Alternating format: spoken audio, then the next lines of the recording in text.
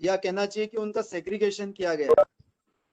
तो उसमें हमारे वातावरण में होने वाले सूक्ष्म बदलाव और हमारे शरीर में होने वाले सूक्ष्म बदलाव को कहीं ना कहीं वो चिंतन को इतना अच्छे से नहीं लिया गया। अभी पिछले कुछ 10 साल में इपिजेनेटिक्स करके एक नया मॉडर्न साइंस में एक नई विधा आई है, पर हमारे यहाँ ये विधा काफी पुरानी है।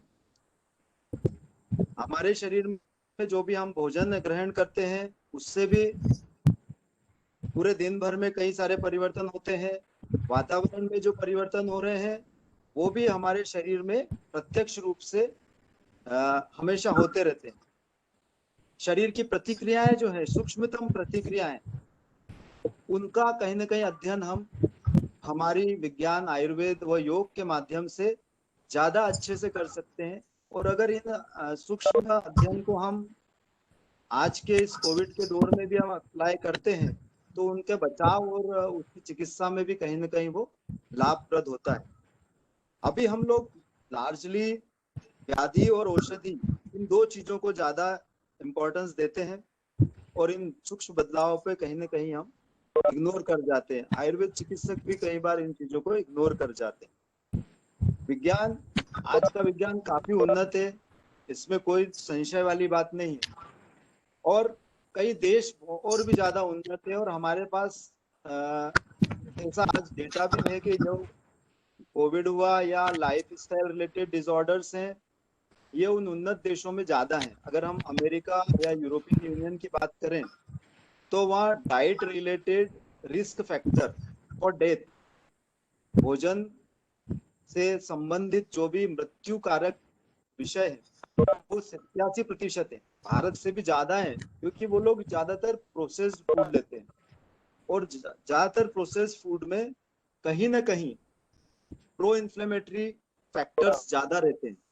आज जितने भी कोविड के केसेस आ रहे हैं हमारे देखने में, जहाँ की कॉम्प्लिकेशन हो रहा है या तबीयत बहुत ज्यादा समय तक बिगड़ रही है या डेथ भी हो रही है, तो उसका कारण आ रहा है कि शरीर में इन्फ्लेमेटरी प्रोसेसेस बहुत ज्यादा हो रही है।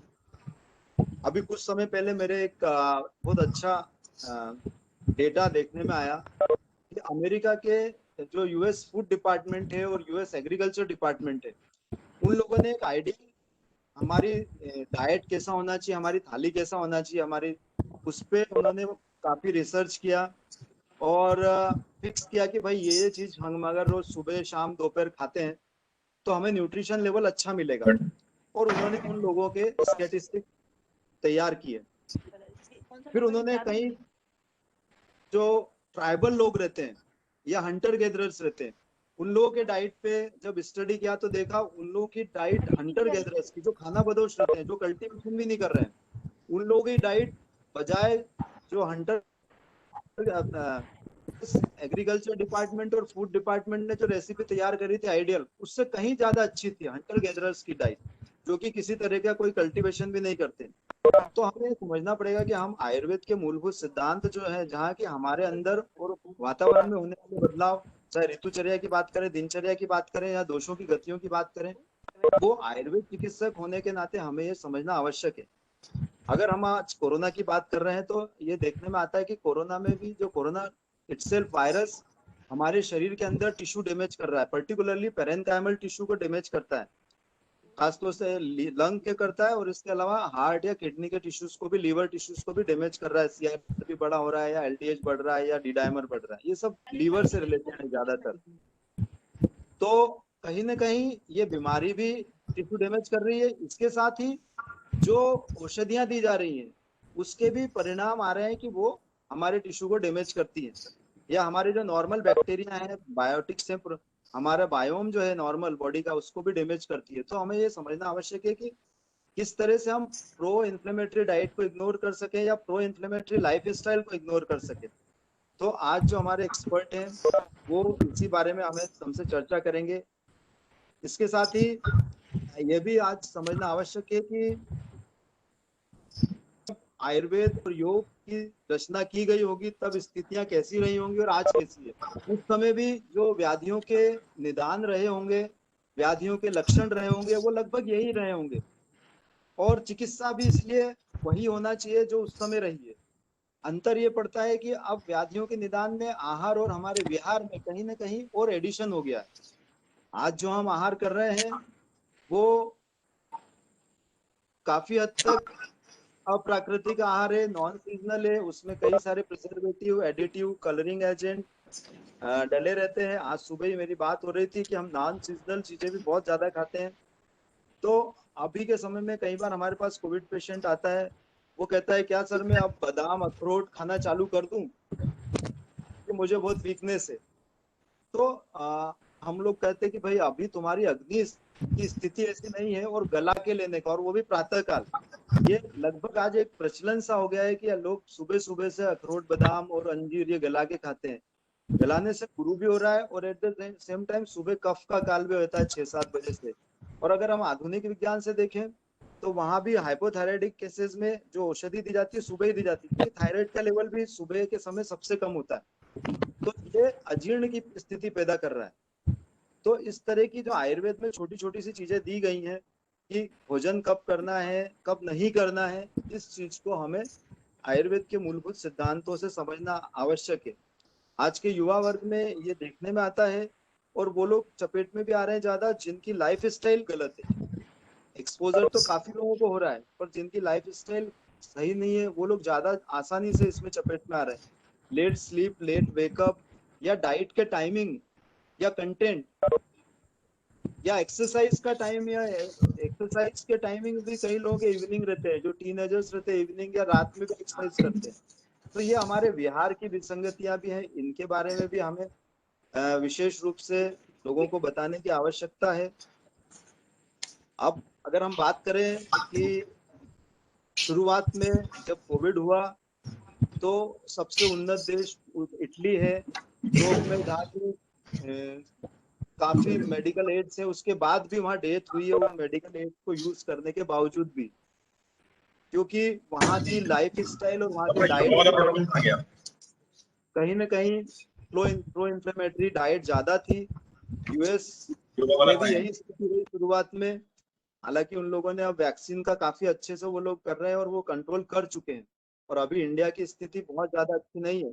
तो हमारे लिए भी आवश्यक है कि हम अपनी दिनचर्या, अपनी कहीं ना कहीं डाइट पे बहुत ज्यादा ध्यान दें, और लाइफ स्टाइल रिलेटेड डिजीजेज अगर हैं तो उन पे किस तरह से कंट्रोल करें ताकि हमारी इम्यूनिटी लेवल बनी रहे और हम इस तरह की स्थितियों में ना पड़े।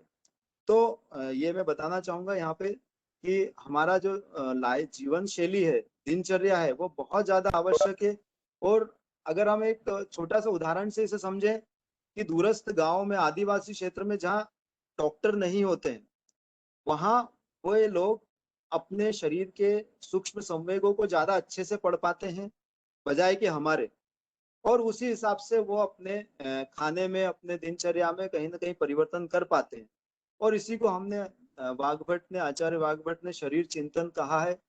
तो ये कहीं ना कहीं हमें ये एजुकेट करने की आवश्यक है, और उससे ज्यादा हमारे अंदर भी ये चीज हम लाने की जरूरत है कि हम स्वयं भी अपने इन संवेगों को आसानी से पढ़ सकें। तो आयुर्वेद की जो, योग की जो मूल परंपराएं हैं जिसमें कि हम अपने स्वयं को अध्ययन कर पाते हैं, वो बहुत ही आवश्यक है। तो मैं ज्यादा समय न लेते हुए मैं हमारे यहाँ के मुख्य वक्ता का परिचय देता हूँ। वैसे वो यहाँ रहे हैं और बहुत अच्छे से यहाँ का स्टाफ तो परिचित है, फिर भी एक फॉर्मेलिटी है, मैं बताना चाहूंगा कि डॉक्टर राहुल पाराशर जी ने BA MS पंडित MMM स्टेट आयुर्वेद महाविद्यालय उदयपुर से किया है 2005 में। इसके बाद उन्होंने MD की उपाधि जो है वो स्वस्थ विभाग से 2009 में राष्ट्रीय आयुर्वेद संस्थान जयपुर से ली है। और उसके बाद PhD 2018 में स्वस्थ में ही किया है, वो भी उन्होंने राष्ट्रीय आयुर्वेद संस्थान उदयपुर से किया है। MD के पश्चात इन्होंने अपनी शिक्षण की शुरुआत जो है राजस्थान से की थी। फिर 2010 से 2012 तक ये शासकीय अष्टांग आयुर्वेद महाविद्यालय इंदौर में रहे और हमने इनके सानिध्य का बहुत फायदा उठाया है। इसके बाद आप तिब्बिया में गए, तिब्बिया कॉलेज नई दिल्ली में रहे 2 साल तक। फिर जोधपुर का जो यूनिवर्सिटी है, डॉक्टर सर्वपल्ली राधाकृष्णन यूनिवर्सिटी जोधपुर में भी अपनी सेवाएं दी हैं। वर्तमान में Rajasthan state naturopathy development board में मेंबर सेक्रेटरी के पद पे अपनी सेवाएं दे रहे हैं। आपके इस करियर में काफी सारी उपाधियों के अलावा आपकी उपलब्धियां भी हैं। आपको जीवक अवार्ड मिला है बीएमएस में प्रथम स्थान के लिए, हिमालय ड्रग द्वारा जो दिया जाता है। इसके अलावा डीएनएचई गोल्ड मेडल भी मिला है। फिर 5 से अधिक आप पब्लिकेशन इंटरनेशनल, साथ ही 10 से अधिक नेशनल पब्लिकेशन है। 25 से अधिक सेमिनारों में आप प्रेजेंटर रहे हैं, साथ ही कीनोट स्पीकर भी रहे हैं। अभी वर्तमान में आपके मार्गदर्शन में 2 रिसर्च प्रोजेक्ट्स चल रहे हैं। और मैं इम्पोर्टेंटली बताना चाहूंगा कि आप न केवल आयुर्वेद अपितु ज्योतिष के भी प्रकांड विद्वान हैं। और सबसे अच्छी बात यह है कि इनकी अंदर बहुत ऊर्जा है, ओजस्वी व्यक्ति हैं। और ये केवल अपने वचन से ही आयुर्वेद या योग या ज्योतिष को नहीं करते, बल्कि इनके अंतर व्यवहार और इनके चिंतन में भी, इनके विश्लेषण में भी अब ये विषय घूमता रहता है। और आज आप ये देखेंगे भी कि किस तरह से ये प्रभावी व्यक्तित्व आपके सामने अपने विषय को रखते हैं। तो मैं डॉक्टर राहुल पाराशर जी से अनुरोध करूंगा कि वो अपना उद्बोधन शुरू करें। धन्यवाद। स्वागत है राहुल पाराशर जी डॉक्टर साहब।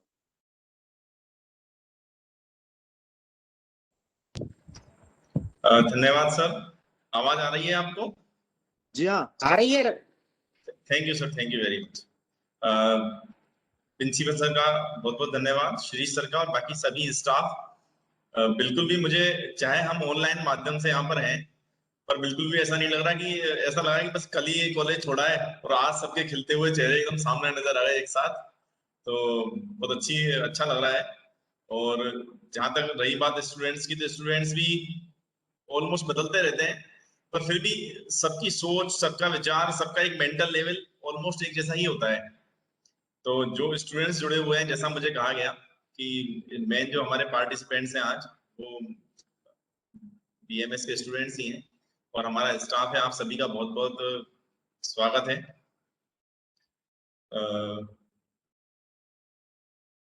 देखिए, इस yoga treatment protocol and various lifestyle disorder, इस टॉपिक के अंदर थोड़ा सा तो मैंने योग का इंट्रोडक्शन डाला है, जस्ट इसलिए कि जब तक हम उस इंट्रोडक्शन को समझ नहीं पाते हैं, मतलब ये वैसा ही है कि जैसे हम स्वस्थ चतुष्क न पढ़ें चरक संहिता के और सीधे चिकित्सा स्थान को पढ़ना शुरू कर दें, तो हमें लगेगा कि हम कुछ गलत डायरेक्शन में जा रहे हैं।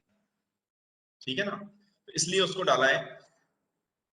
एक नॉलेज के लिए और बता देता हूं कि बहुत सारे योगा से related treatment protocol already central government ने अपनी जो CCRYN की साइट है या MDNIY की साइट है, उसके ऊपर डायरेक्ट अवेलेबल है। तो हम वहां से भी उन सब चीजों को पढ़ सकते हैं।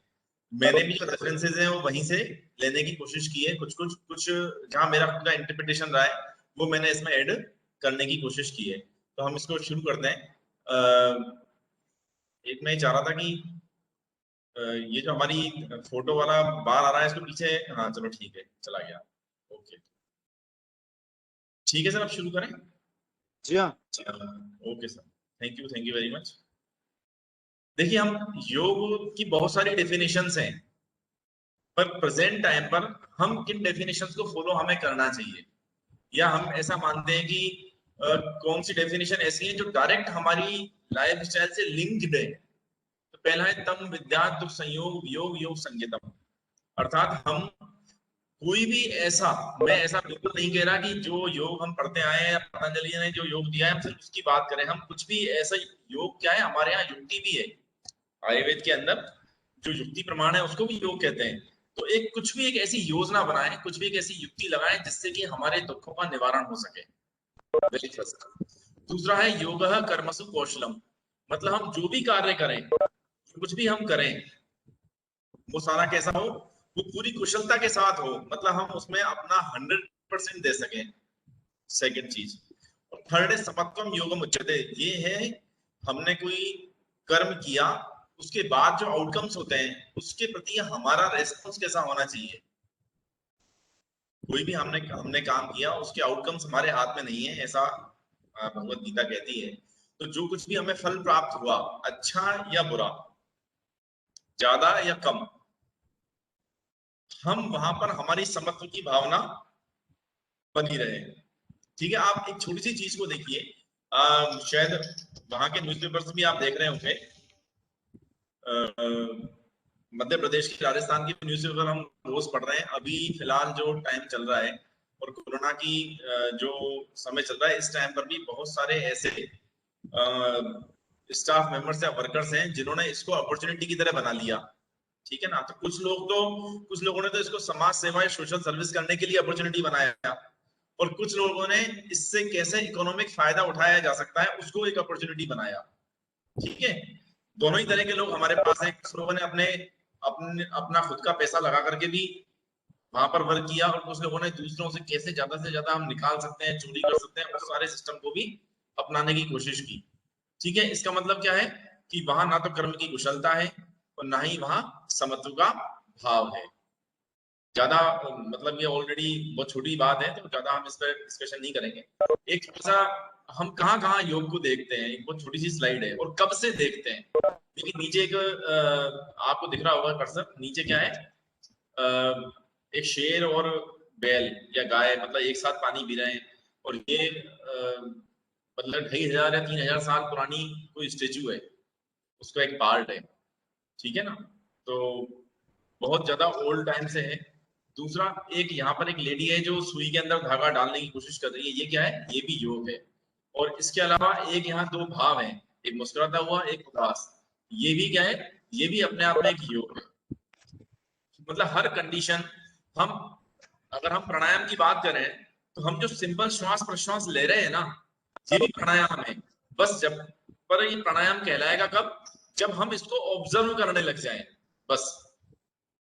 बाकी श्वास ले रहे हैं, वो रुक भी रही है और फिर वापस जा भी रही है, तो इसका मतलब पूरक हो रहा है, रेचक हो रहा है, कुंभक हो रहा है, सारी पोजीशन वैसी की वैसी ही है क्या। बस जब हमने इसको ऑब्जर्व करना शुरू किया तभी प्राणायाम कहलाया, और जब हम नींद में सो रहे थे, कुछ और काम कर रहे थे, तब जैसा जैसा भी चल रहा था वो क्या है, वो जस्ट श्वास और प्रश्वास की क्रिया है।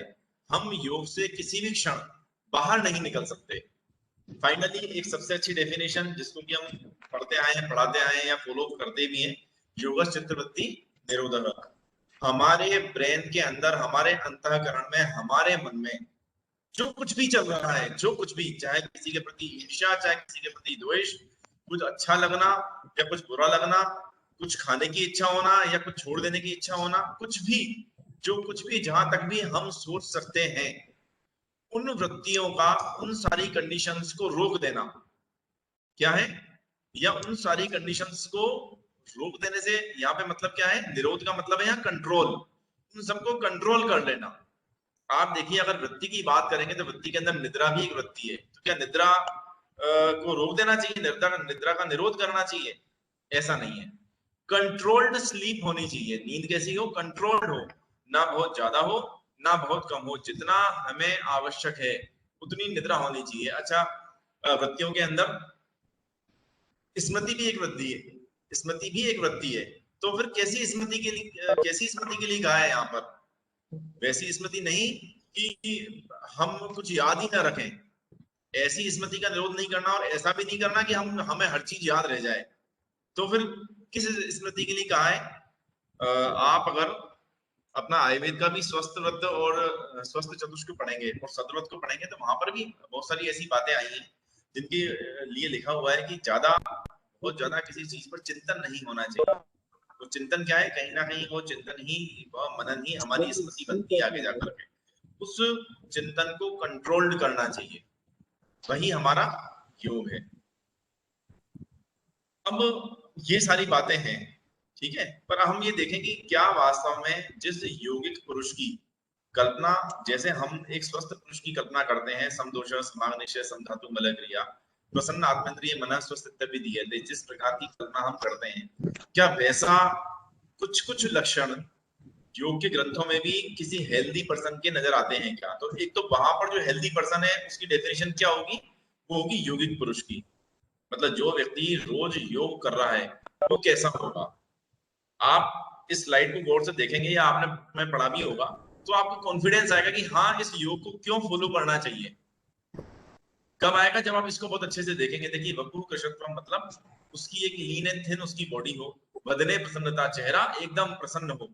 नाद स्फुटत्वम मतलब जैसी ध्वनि उसको सुननी चाहिए एग्जैक्टली उतना ध्वनि वो सुन पाए। नए सुनिर्मले, जितना हमें उसकी आंखों की कैपेसिटी होनी चाहिए या जिस तरीके का जिस उम्र में आंखें होनी चाहिए वैसा वो देख पाए। ठीक है, नए सुनिर्मले, बहुत अच्छे निर्मल तरीके से वो देख पाए। अरोगता, किसी प्रकार का रोग नहीं हो। बिंदु जय बेसिकली ये ब्रह्मचर्य के लिए है, पर ब्रह्मचर्य के लिए हमारे यहाँ लिखा हुआ है समस्त इंद्रियों का जय। तो सारी इंद्रियों का कंट्रोल उसके खुद के ऊपर हो। ठीक है, सारी इंद्रियों का कंट्रोल वो स्वयं कर सकता हो। अग्नि दीपन मतलब उसकी क्षुधा बिल्कुल सही हो। नाड़ी उसकी शुद्ध होनी चाहिए, मतलब श्वास प्रश्वास आने में कोई कष्ट ना हो। ये एक हठ योगी के लक्षण है। ठीक है, एक शिव संहिता की हम कोटेशन देखते हैं, मुझे बहुत अच्छी लगती है शिव संहिता वाली जो कोटेशन है। प्रौढ़ वन्नी सुभोगी चे सुखी सर्वांग सुंदर, संपूर्ण हृदय योगी सर्वोत्साह बलान्वितः, जायते योगिनो अवश्यम एतत् सर्वम कलेवरे। योगी कैसा हो? प्रौढ़ वन्नी, जिसकी अग्नि बहुत अच्छी हो, सुभोगी हो, जो भी ऐश्वर्य उसके पास है, जो भी टूल, जो भी इंस्ट्रूमेंट, जो भी साजो सामान उसके पास है, उनको अच्छे तरीके से भोग करने वाला हो। देखिए ध्यान रखिएगा, सुभोगी, अति भोगी नहीं। मान के चलिए कि मोबाइल हमारे पास है और हम दिन के 18 घंटे सिर्फ उस मोबाइल पे निकाल रहे हैं, या हमने एक टीवी खरीद ली और हम दिन के 18 घंटे सिर्फ एक टीवी पे निकाल रहे हैं, या पर्टिकुलर कोई एक चीज हमने ले ली और हम उसका भोग इतना करते हैं कि वो अति भोगी की पोजीशन में जा रहा है। तो ऐसा नहीं है। पहली बात तो इन्होंने यार कहीं नहीं मना किया कि आप उन टूल्स को काम में न लें, पर कैसा हो? शुभ होगी। च सुखी सर्वांग सुंदर, सुखी हो और सभी अंगों से सुंदर हो। ठीक है, मतलब ऐसा नहीं हो कि जैसे आपने बॉडी बिल्डर्स देखे होंगे, बहुत सारे एक्टर्स हैं ऐसे, मान के चलिए सलमान खान ही है ना, उसकी बॉडी तो बहुत अच्छी उन्होंने बनाई हुई है, पर क्या हम उसको सर्वांग सुंदर कह सकते हैं? तो सर्वांग सुंदर की डेफिनेशन में नहीं आता। ठीक है, संपूर्ण हृदय योगी, संपूर्ण हृदय से मतलब बहुत बड़े दिल वाला हो, हर चीज को एक्सेप्ट कर सकता हो। ठीक है, और सर्वोत्साह बलान्वित, किसी भी चीज को या किसी भी काम को आ जाने पर ये ना सोचे कि अरे क्या आ गया, उसके अंदर एक उत्साह बना रहे उस काम को करने का, कुछ ना कुछ नया क्रिएट करने का उत्साह बना रहे। जो पहले से बना हुआ है सिर्फ उसी को देख करके टाइम पास नहीं करे, कुछ नया क्रिएट करने का उसका उसके अंदर उत्साह होना चाहिए। और बलान्वित मतलब बल उसका बहुत अच्छा हो। ऐसा मोटा मोटा हमारे यहाँ पर योगी की या हेल्दी योगी पुरुष की डेफिनेशन बताई हुई है। मुझे लगता है कि शायद जिस प्रकार से हमारे यहाँ, देखिए हमारे यहाँ स्वस्थ की दो डेफिनेशन बहुत फेमस है आयुर्वेद के ग्रंथों में, एक आचार्य सुश्रुत की दी हुई और एक आचार्य चरक की दी हुई। आचार्य चरक की जो डेफिनेशन है वो बेसिकली क्या है? वो है अनिंदित पुरुष की डेफिनेशन। मतलब वो हमारी नॉलेज के अंदर वो क्या है? वो सर्वांग सुंदर है, ऐसे मान के चलिए। ठीक है, पर आचार्य सुश्रुत और आचार्य चरक की डेफिनेशन में डिफरेंस क्या है? आचार्य सुश्रुत की डेफिनेशन को कोई भी व्यक्ति उस डेफिनेशन से खुद की हेल्थ को खुद ऑब्जर्व कर सकता है। ठीक है, परंतु जो आचार्य चरक वाली डेफिनेशन है उससे हम दूसरे की हेल्थ को ऑब्जर्व कर सकते हैं। मतलब वो मेजरेबल है। सम मास प्रमाणस्तु, आप उसका बीएमआई देख सकते हैं, उसका वेट देख सकते हैं, उसकी हाइट देख सकते हैं, उसका जो भी मेजरमेंट्स हैं वो सारे के सारे आप देख सकते हैं। सम मास प्रमाणस्तु, सम संगणन, टोटल संगणन कैसा है उसका। ऐसा नहीं कि बीएमआई बराबर आ रही हो, पेट बाहर निकल रहा हो, कुशिंग सिंड्रोम वाली पोजीशन बन रही हो उसकी, ऐसा नहीं होना चाहिए। मतलब हम मेजर कर सकते हैं उसको, है ना। किसी की इंद्रियां बहुत बलवान हो तो आप देख सकते हैं उसे चश्मा नहीं लग रहा, मान लो मेरे ही लग रहा है, तो मैं मानूंगा कि मैं I am not healthy. Okay, तो क्या है, हम वो मेजरेबल डेफिनेशन है। ठीक वैसे के वैसे ही ये यौगिक पुरुष की डेफिनेशन है, और आप आराम से इनके थ्रू अपने आप को मेजर कर सकते हैं कि हम कहाँ स्टैंड करते हैं। देखिए हम लाइफ को बचपन से लेकर के और वृद्धावस्था तक एक लाइफ के एक स्पान से हम सभी गुजर रहे हैं, और ये थोड़ी सी फिलोसॉफी की चीज है, और मैंने इसलिए डाली कि अभी जो जो कुछ भी अभी चल रहा है कि महामारी कोरोना का जो समय चल रहा है, इस समय पर इन सब चीजों की बहुत ज्यादा वैल्यू है और बहुत सभी लोग इस सब चीज के बारे में पढ़ रहे हैं। पर टोटल लाइफ जो हमारे यहाँ है बचपन से लेकर के वृद्धावस्था तक, इसको हमारे यहाँ किस डेफिनेशन में देखा है? देखिए हमारे यहाँ इस टोटल आयु को 4 पार्ट्स में डिवाइड किया है, हितायु, अहितायु, दुखायु और सुखायु। अगर मैं बहुत छोटे शब्दों में कहूं तो आप किसके कितना काम आए, ये आपकी हितायु है। और कितने हम स्वार्थी बनकर के जिए, ये हमारी अहितायु है। कितने हम हेल्दी रहे फिजिकली मेंटली, कितने हम हेल्दी रहे, ये हमारी सुखायु है। और कितने दिन हमने बेड पर निकाल दिए है, कितने दिन हमने डिप्रेशन में निकाल दिए है, कितने दिन हमने अपने अपने दुखों को लेकर के अपनी वर्किंग कैपेसिटी को कम कर लिया, ये हमारे लिए दुखायु है। ठीक है, तो मुझे लगता है हितायु आपको समझ में आई होगी और सुखायु भी समझ में आई होगी। हितायु क्या है? हमने अपनी टोटल लाइफ का कितना पार्ट दूसरों के लिए या अपनी सोसाइटी के लिए या अपनी फैमिली के लिए निकाला। और सुखायु कितना, कितने दिन, कितनी आयु, कितना लाइफ स्पान हमने हेल्दी रह करके निकाला। बहुत सिंपल सा मेजर है। इसलिए WHO की हेल्थ की डेफिनेशन के अंदर उन्होंने फिजिकल मेंटल के साथ साथ सोशल वेलबींग भी ली।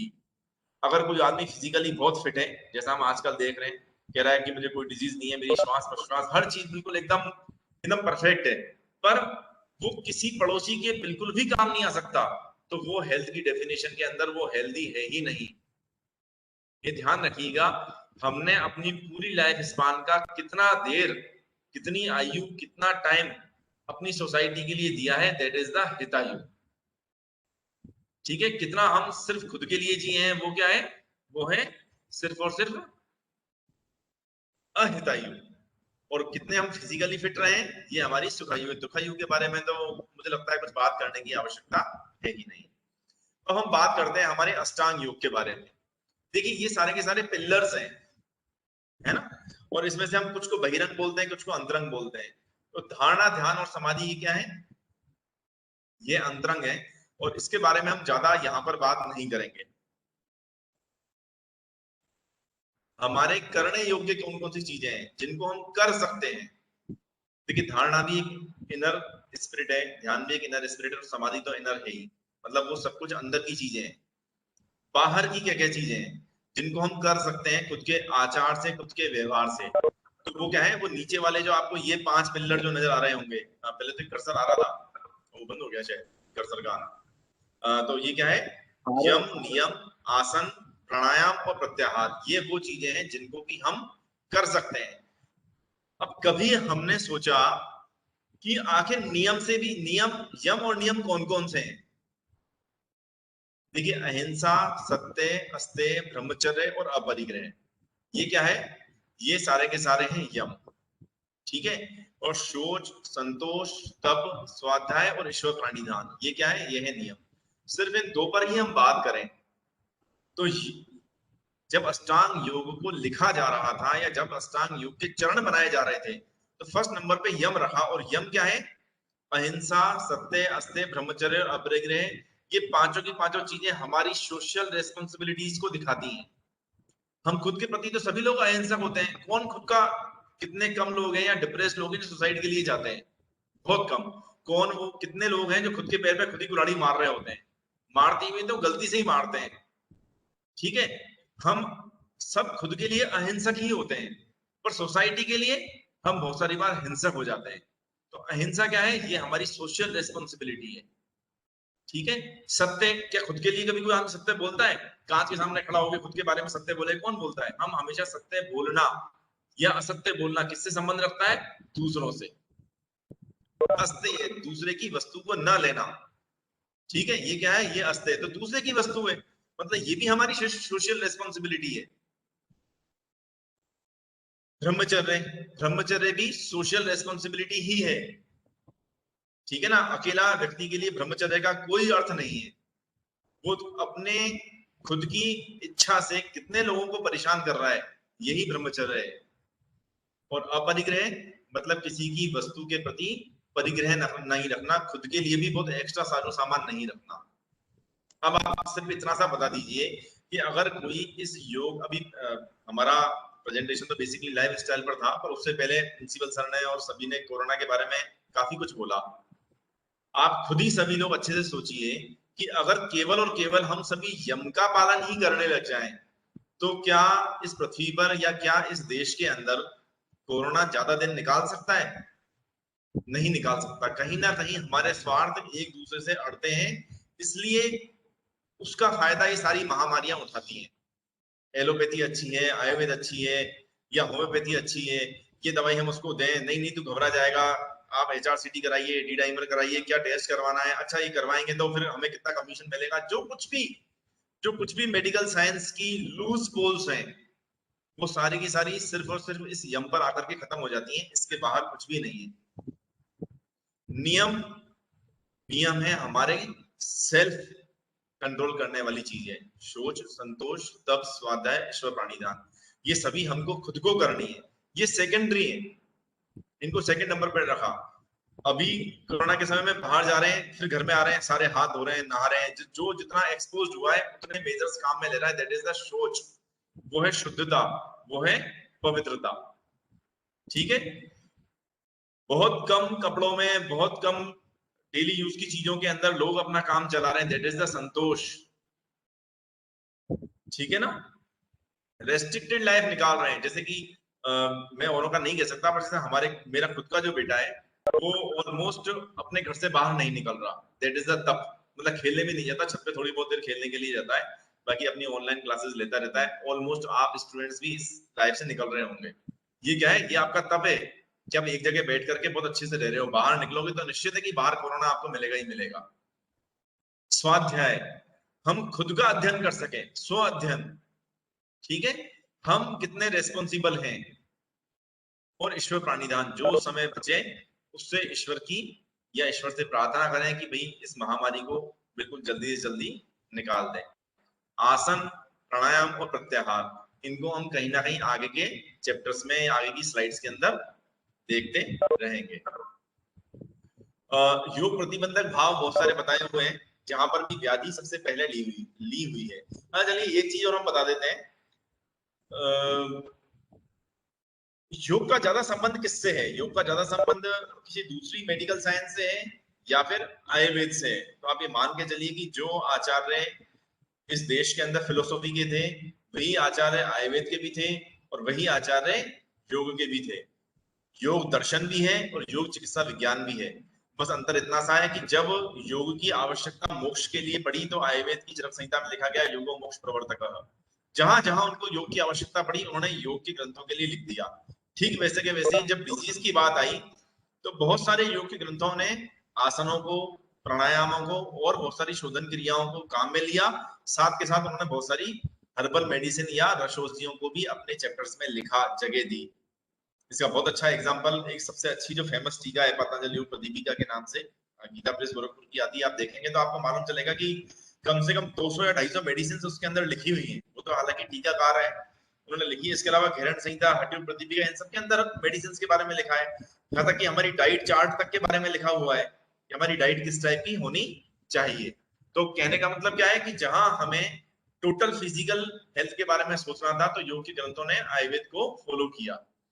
और जहां पर योग के ग्रंथों को हेल्थ चाहिए थी या आयुर्वेद के ग्रंथों को मन से संतोष चाहिए था, तो उन्होंने योग को फॉलो करने का प्रयास किया। बाकी ये योग प्रतिबंधक भाव यहाँ पर डालने का कोई मेरा विशेष वो नहीं था। हाँ, एक जरूर है, सारी की सारी स्लाइड्स की मैंने PDF सबको शेयर कर दी है, तो वो आप सब आराम से, मतलब जो स्टूडेंट्स हैं वो ले सकते हैं। बाकी कोई वो नहीं है। इसके अलावा हमारे पास एक योग का एक मॉडल और डेवलप हुआ। ये मॉडल डेवलप हुआ हठ योग का। हठ योग क्या है? हठ योग है काय प्रधान, मतलब शरीर प्रधान योग का मेथड। जो अष्टांग योग है, ये इसका संबंध मन से ज्यादा है, चित्त से ज्यादा है। जबकि हठ योग का संबंध किससे है? हठ योग का संबंध डायरेक्ट बॉडी से है। देखिए हमारे अष्टांग हृदय अष्टांग संग्रह में भी आप पढ़ेंगे तो आपको लगेगा कि जब उन्होंने लिखा कि मन की भावनाओं को कंट्रोल करना है तो कैसे करें, तो उन्होंने एक चीज लिखी, व्यायाम। व्यायाम से हमारा मन कंट्रोल होता है। इसका मतलब फिजिकल बॉडी से कहीं ना कहीं मेंटल कंडीशंस कंट्रोल होती हैं।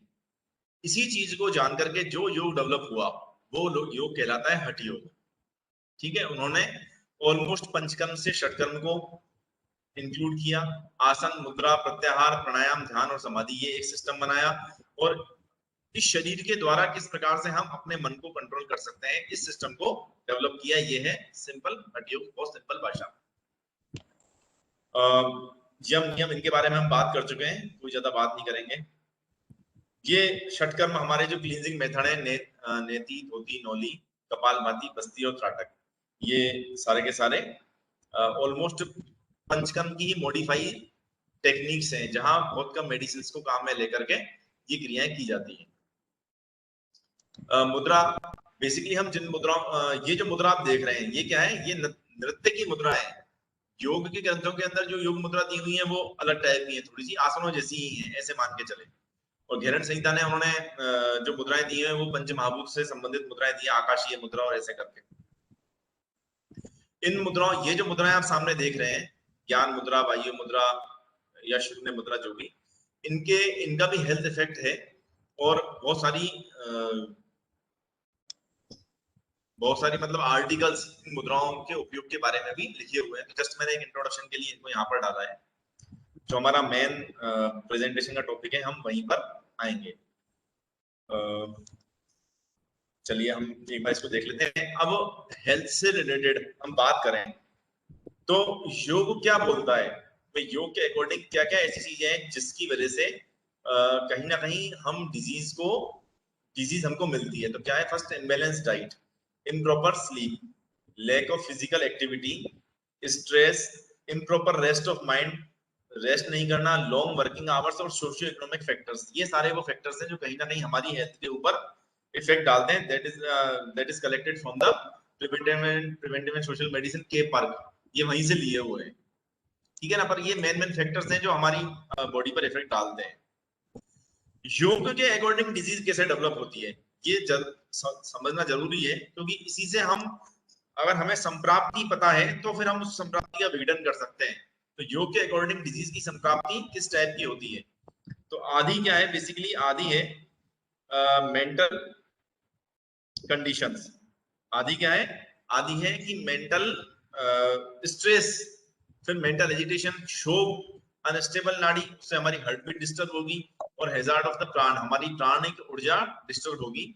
वो आगे जाकर के कहीं ना कहीं हमारे डाइजेशन पे इफेक्ट डालेगी, और फाइनली व्याधि हमको मिल जाएगी। ये एक संप्राप्ति योग के ग्रंथों में मोटे मोटे रूप से मिलती है हर डिजीज की। जैसे हमारे यहाँ पे लिखा हुआ है कि सभी रोगों का कारण व्यक्ति की अग्नि है, ठीक है, उसी सिस्टम को यहाँ पर फॉलो किया गया है।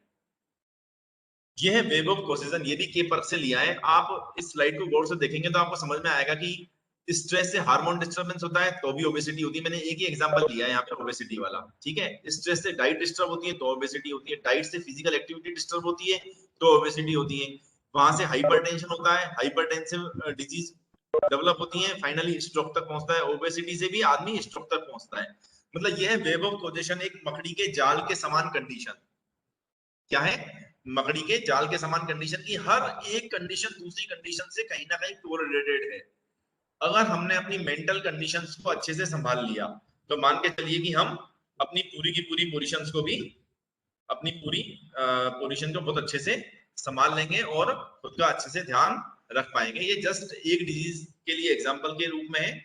और पर लगभग जितनी भी लाइफस्टाइल डिसऑर्डर्स हैं उन सबकी इटियोलॉजी कहीं ना कहीं इन्हीं से बनती है, ठीक है।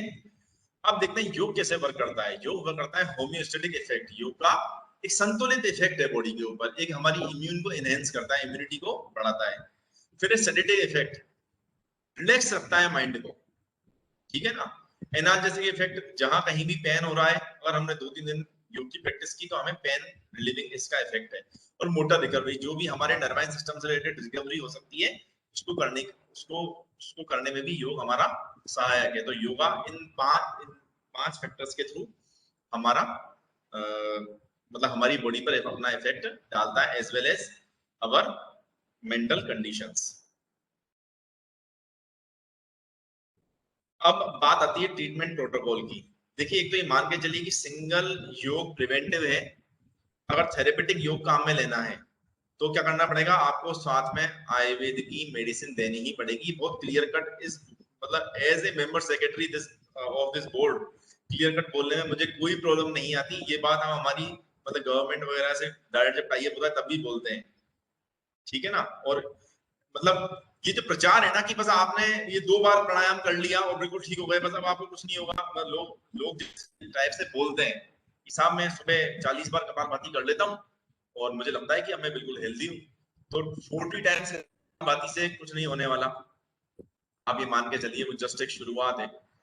अगर कॉमन योगा प्रोटोकॉल को भी देखें अपन, तो वहां पर भी 40-40 के 3 राउंड्स हैं, मतलब 120 टाइम्स तो कपालभाति वो ही कराते हैं, जो कि एक कॉमन हेल्दी पर्सन के लिए कॉमन योगा प्रोटोकॉल है, पूरे वर्ल्ड में फॉलो किया जाता है। आई ना मत समझ में। तो कंपोनेंट ऑफ योगा का अगर थेरेपेटिक योग काम में लेना है तो वो किस टाइप से, कौन कौन से कंपोनेंट उसके होने चाहिए। पहला आचार, उसकी एक्टिविटी कैसी होनी चाहिए ये भी आप उसको लिख करके समझाएंगे।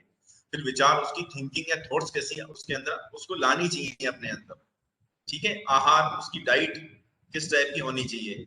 फिर व्यवहार, वो जो भी अपनी वर्किंग कर रहा है उसका इफेक्ट कैसा है, या वो किस टाइप का हो, वहां वो रिलैक्स रहे, है ना। ये व्यवहार और व्यवहार, उसका बिहेवियर अपने साथियों के साथ किस टाइप का है, ये क्या है, ये व्यवहार।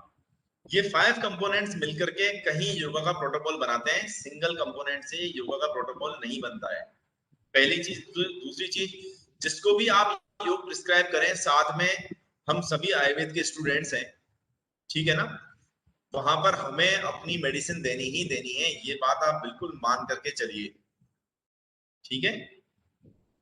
हाँ, जहां शोधन टेक्निक काम में लेनी है, हमारे पास पंचकर्म की पूरी व्यवस्था नहीं है, तो हम क्या कर सकते हैं, हम षटकर्म के छोटे छोटे जो कंपोनेंट है, जैसे किसी को विरेचन कराना है और हम उसको क्या ले सकते हैं, हम उसको शंख प्रक्षालन की क्रिया करवा सकते हैं।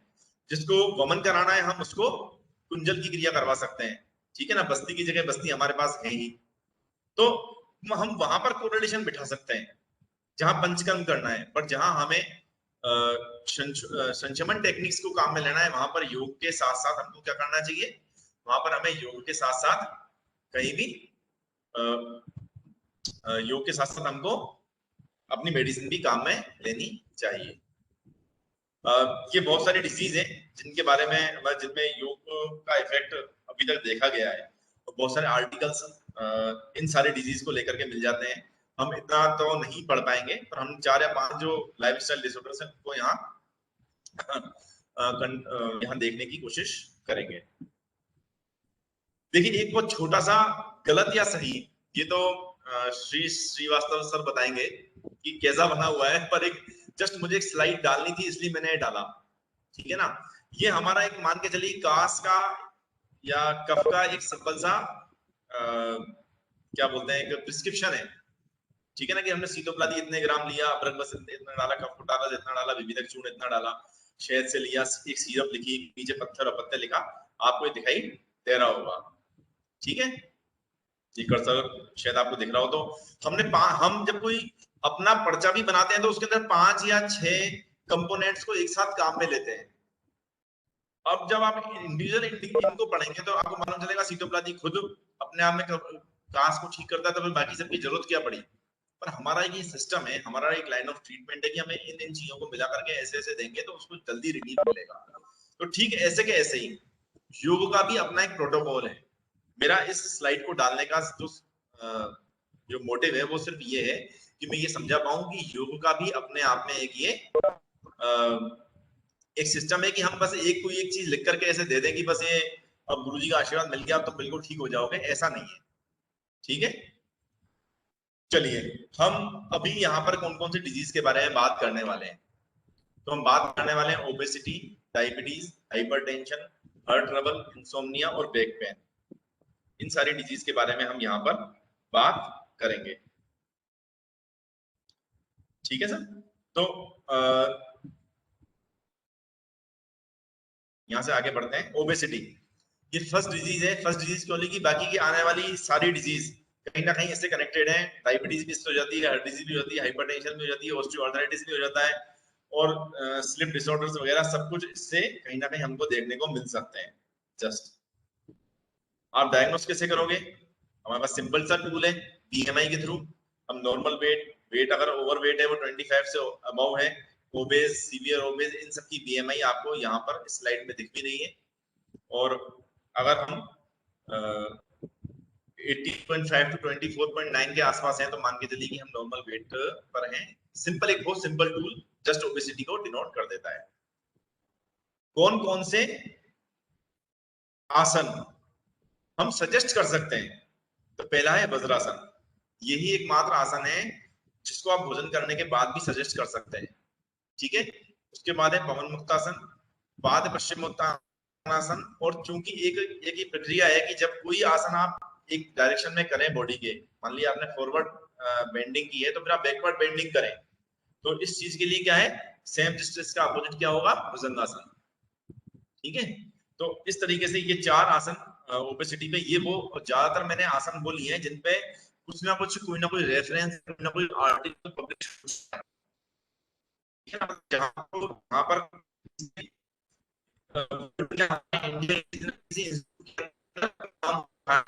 तो मैंने उनको यहाँ करने की कोशिश की। तब बड़े रेफरेंसेस अवेलेबल हैं। इसके बाद सर्वांगासन, ये तीन आसन और हैं जो कि हमें ओबेसिटी वाले पेशेंट को बताने के लिए या बताए जा सकते हैं। षटकर्म में हम क्या करवा सकते हैं? षटकर्म के अंदर हम उसको कुंजल करवा सकते हैं, कपालभाति सजेस्ट कर सकते हैं, अग्निसार क्रिया जस्ट कपालभाति जैसी है, सांस बाहर निकाल करके है। और प्राणायाम के अंदर भस्त्रिका, सूर्यवेदी, उज्जाई और अनुलोम विलोम ये काम में ले सकते हैं। मुद्रा में पृथ्वी मुद्रा, सूर्य मुद्रा, इन दो मुद्राओं को हम काम में ले सकते हैं। इस टाइप से इन सब कंपोनेंट्स को मिलाकर एक ओबेसिटी का टोटल पैकेज जैसा बनेगा ये। और ऐसा नहीं कि बस आपने सुबह हमने कोई भी एक ले लिया, मतलब नो डाउट उसका कोई रेफरेंस अवेलेबल है भी वज्रासन ओबेसिटी पे करता है, मान के चलिए। ऐसा नहीं है कि सिर्फ हम एक उसको लिख के देते कागज पे वज्रासन किया जाओ और उससे वो अपनी ओबेसिटी ठीक कर लेगा। टाइम उसको देना पड़ेगा सारे आसनों के लिए भी और वज्रासन के लिए, ठीक है ना।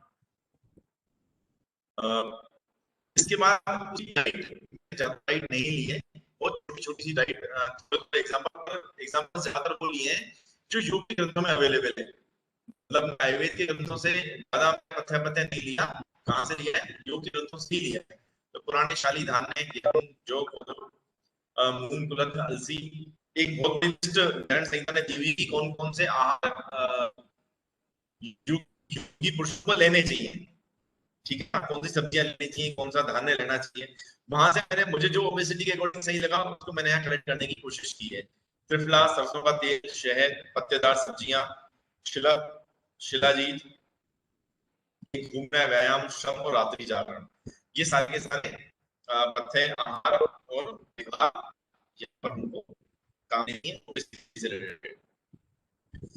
इसके बाद मैंने एक ही स्लाइड डाली हुई, ये स्लाइड बेसिकली एमटीएनआई का योगा, सॉरी ये सीसीआईएन के द्वारा सजेस्टेड योगा प्रैक्टिस है ओबेसिटी के लिए, ठीक है ना। उन्होंने एक्सपीरियंस बनाया कि सबसे पहले हम होम चेकिंग करेंगे।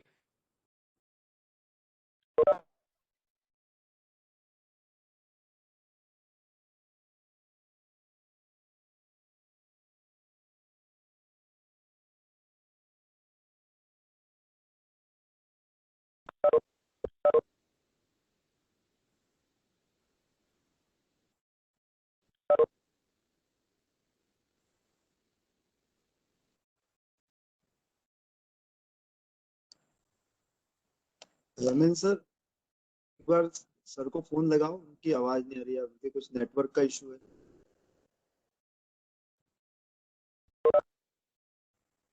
आवाज क्लियर नहीं आ रही क्या?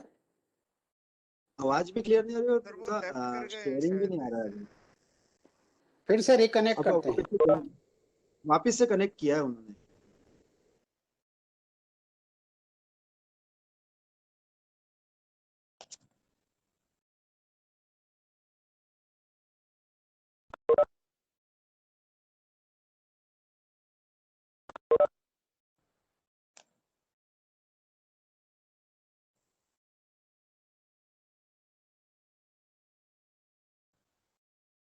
सर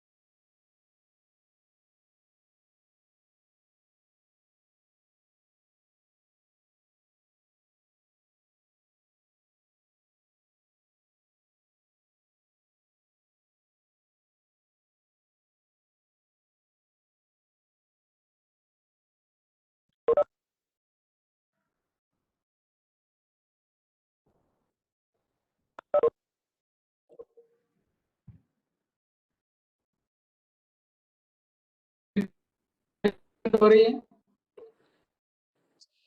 शायद डॉक्टर राहुल पारा सर रिकनेक्ट हो रहे हैं।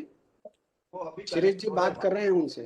सर सिस्को में कई बार ऐसा होता है कि किसी का कॉल आए तो मीटिंग डिस्कनेक्ट हो जाती है। वापस से शिरीष सर आपकी आवाज नहीं आ रही है।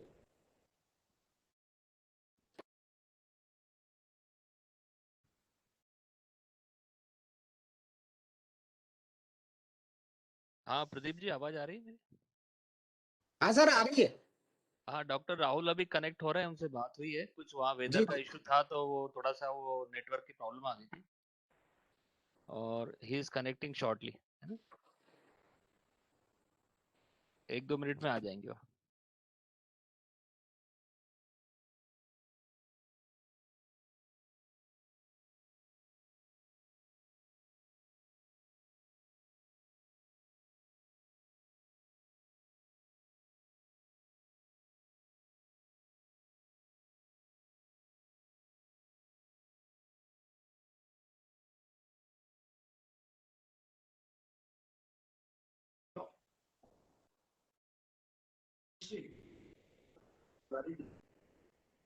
वहां से स्लाइड शेयर रहा तो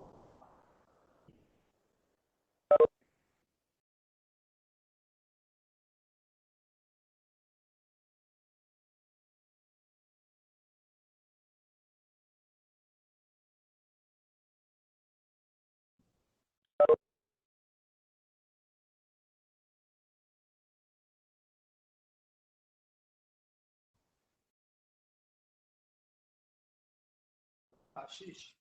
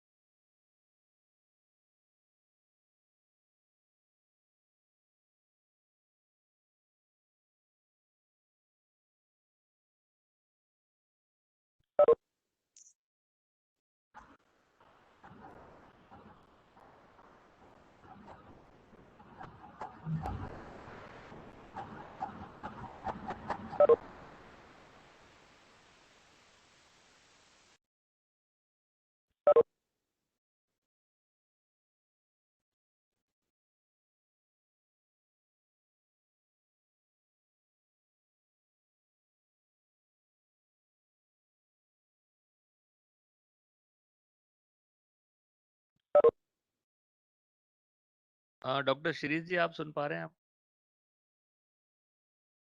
हेलो, डॉक्टर शिरीष सुन पा रहे हैं? Hello, doctor Shirish.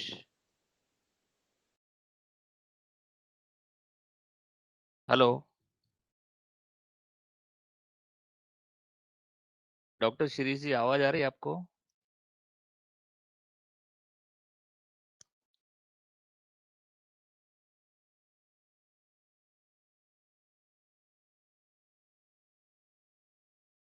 Doctor Shirish जी,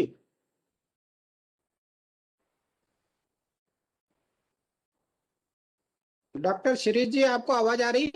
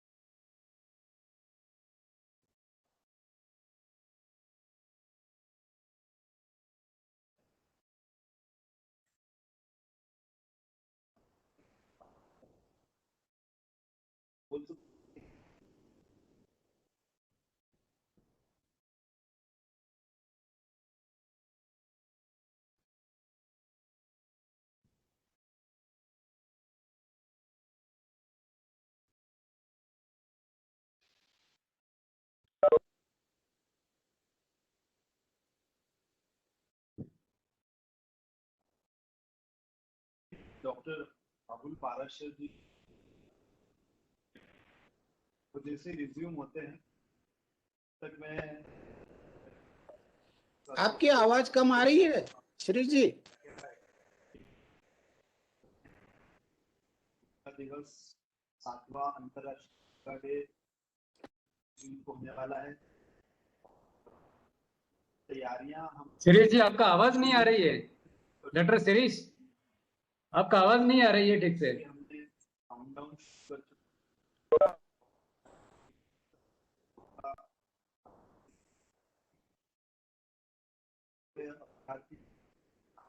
ज्यादा आ रहे थे, कम हो गए। हम उनको ट्रैक दे रहे हैं और प्रति सप्ताह हम कोई एक्टिविटी कर रहे हैं। बात में मानसिक स्वास्थ्य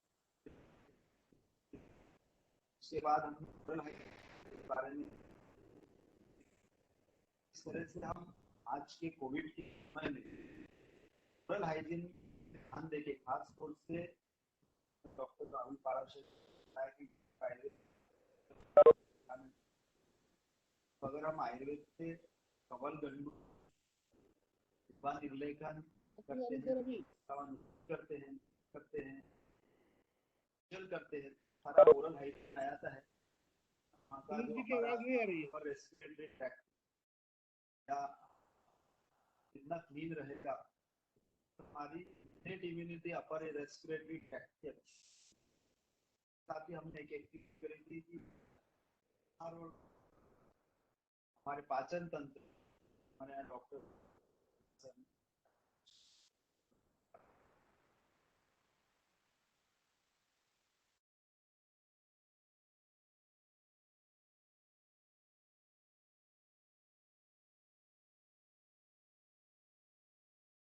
तो हमारे अभ्यास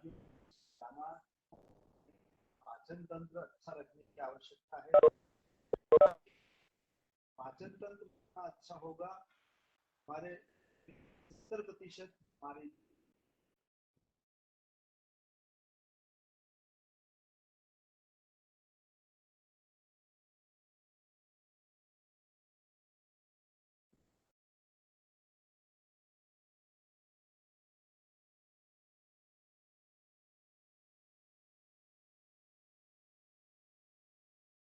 चौहान सर मैं ऑडिबल हूँ डॉक्टर आपकी आवाज क्लियर नहीं आ रही है।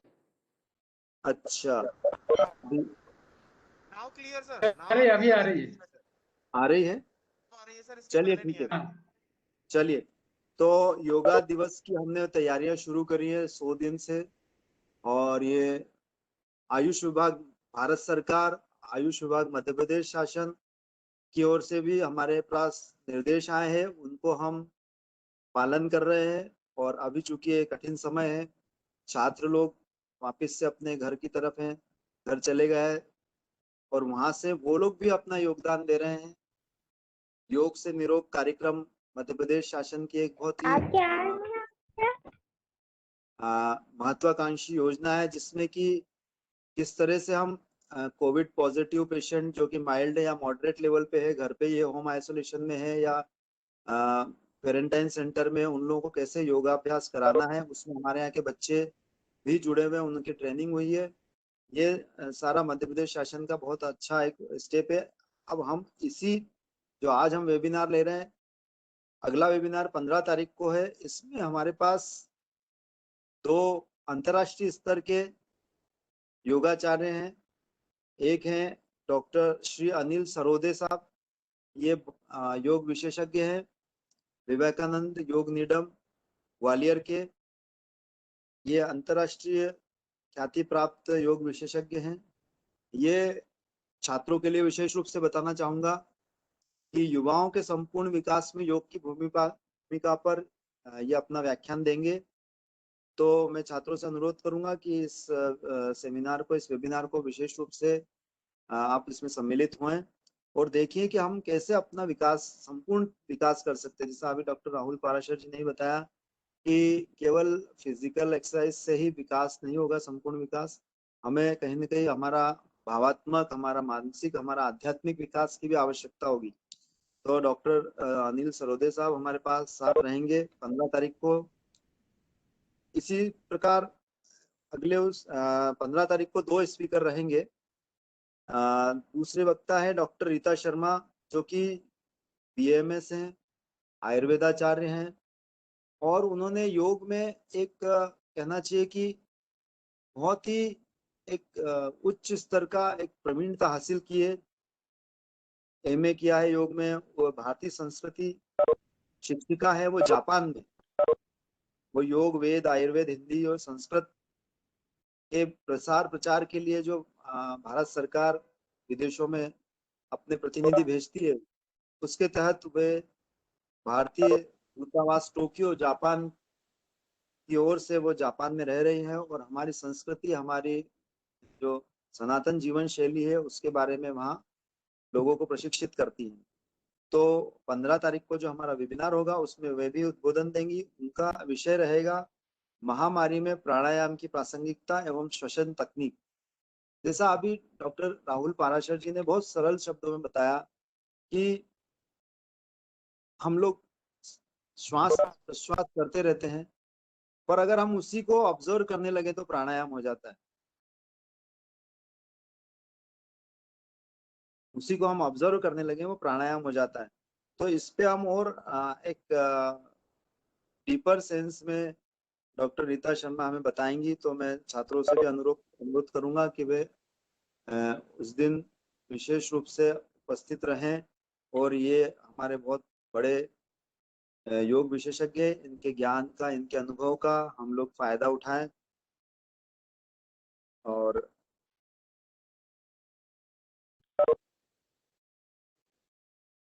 आप लोग के बच्चों को अगर कुछ क्वेश्चंस हो तो मुझे व्हाट्सएप पे भेज सकते हैं, या इसी पे मैं छात्रों से अनुरोध करूंगा, अगर आप लोग के पास कोई क्वेश्चन अभी तक की जो हमारी चर्चा हुई है, या इसके अलावा भी आपके कोई और प्रश्न हो, तो आप इस पे लिख के भेज सकते हैं नाम सहित, या मुझे व्हाट्सएप पे भी भेज सकते हैं।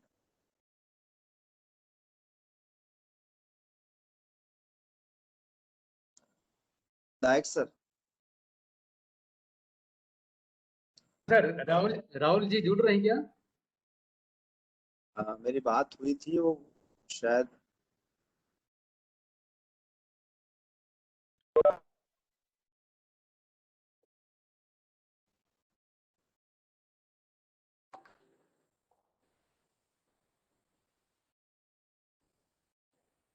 एपीएस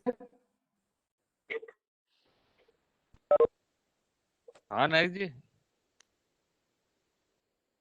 सर, अगर Rahul sir what are Parashar ji thanks. नहीं जुड़ पा क्वेश्चन आंसर सेक्शन नहीं करेंगे क्या?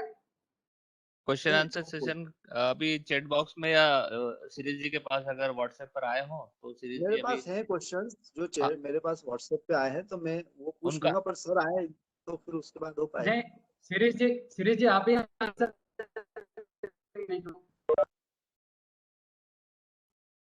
ओके, सीरीज जी कुछ क्वेश्चंस के आंसर आप ही दे दीजिए, फिर वो पाराशर जी आएंगे ठीक तब है। फिर।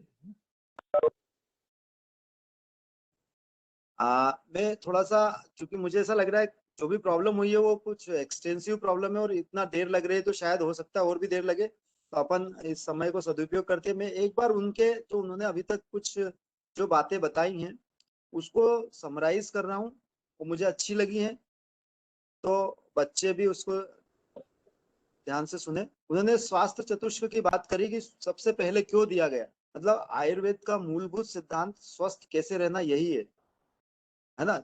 अभी ये फंडामेंटल्स आ गए कि भाई हम हर छोटी छोटी चीज के लिए डॉक्टर के पास जाते हैं, तो हमारी कहीं ना कहीं स्वयं की जो चेतना है वो अच्छी रहे, इस बारे में भी बहुत अच्छे से उन्होंने बताया। और योग का एक अर्थ युक्ति से, जो आयुर्वेद से एनोलॉजी दी कि युक्ति भी एक योग ही है। आयुर्वेद चिकित्सा में सबसे बड़ी चीज युक्ति है, चरक ने कहा है। तो कहीं भी हमको कहीं फॉलो, हम कई बार ऐसी जगह से फॉलो कर देते हैं। मैं बच्चों को बताना चाहूंगा कि हम यूट्यूब पे या व्हाट्सएप पे कई सारी चीजों को लाके हम आयुर्वेद समझने लगते हैं। आयुर्वेद को पढ़ने के लिए आयुर्वेद के मूल ग्रंथों तक जाना पड़ेगा, तो ही हमको युक्ति लगाने में आसानी होगी। इस बात को ध्यान रखना है।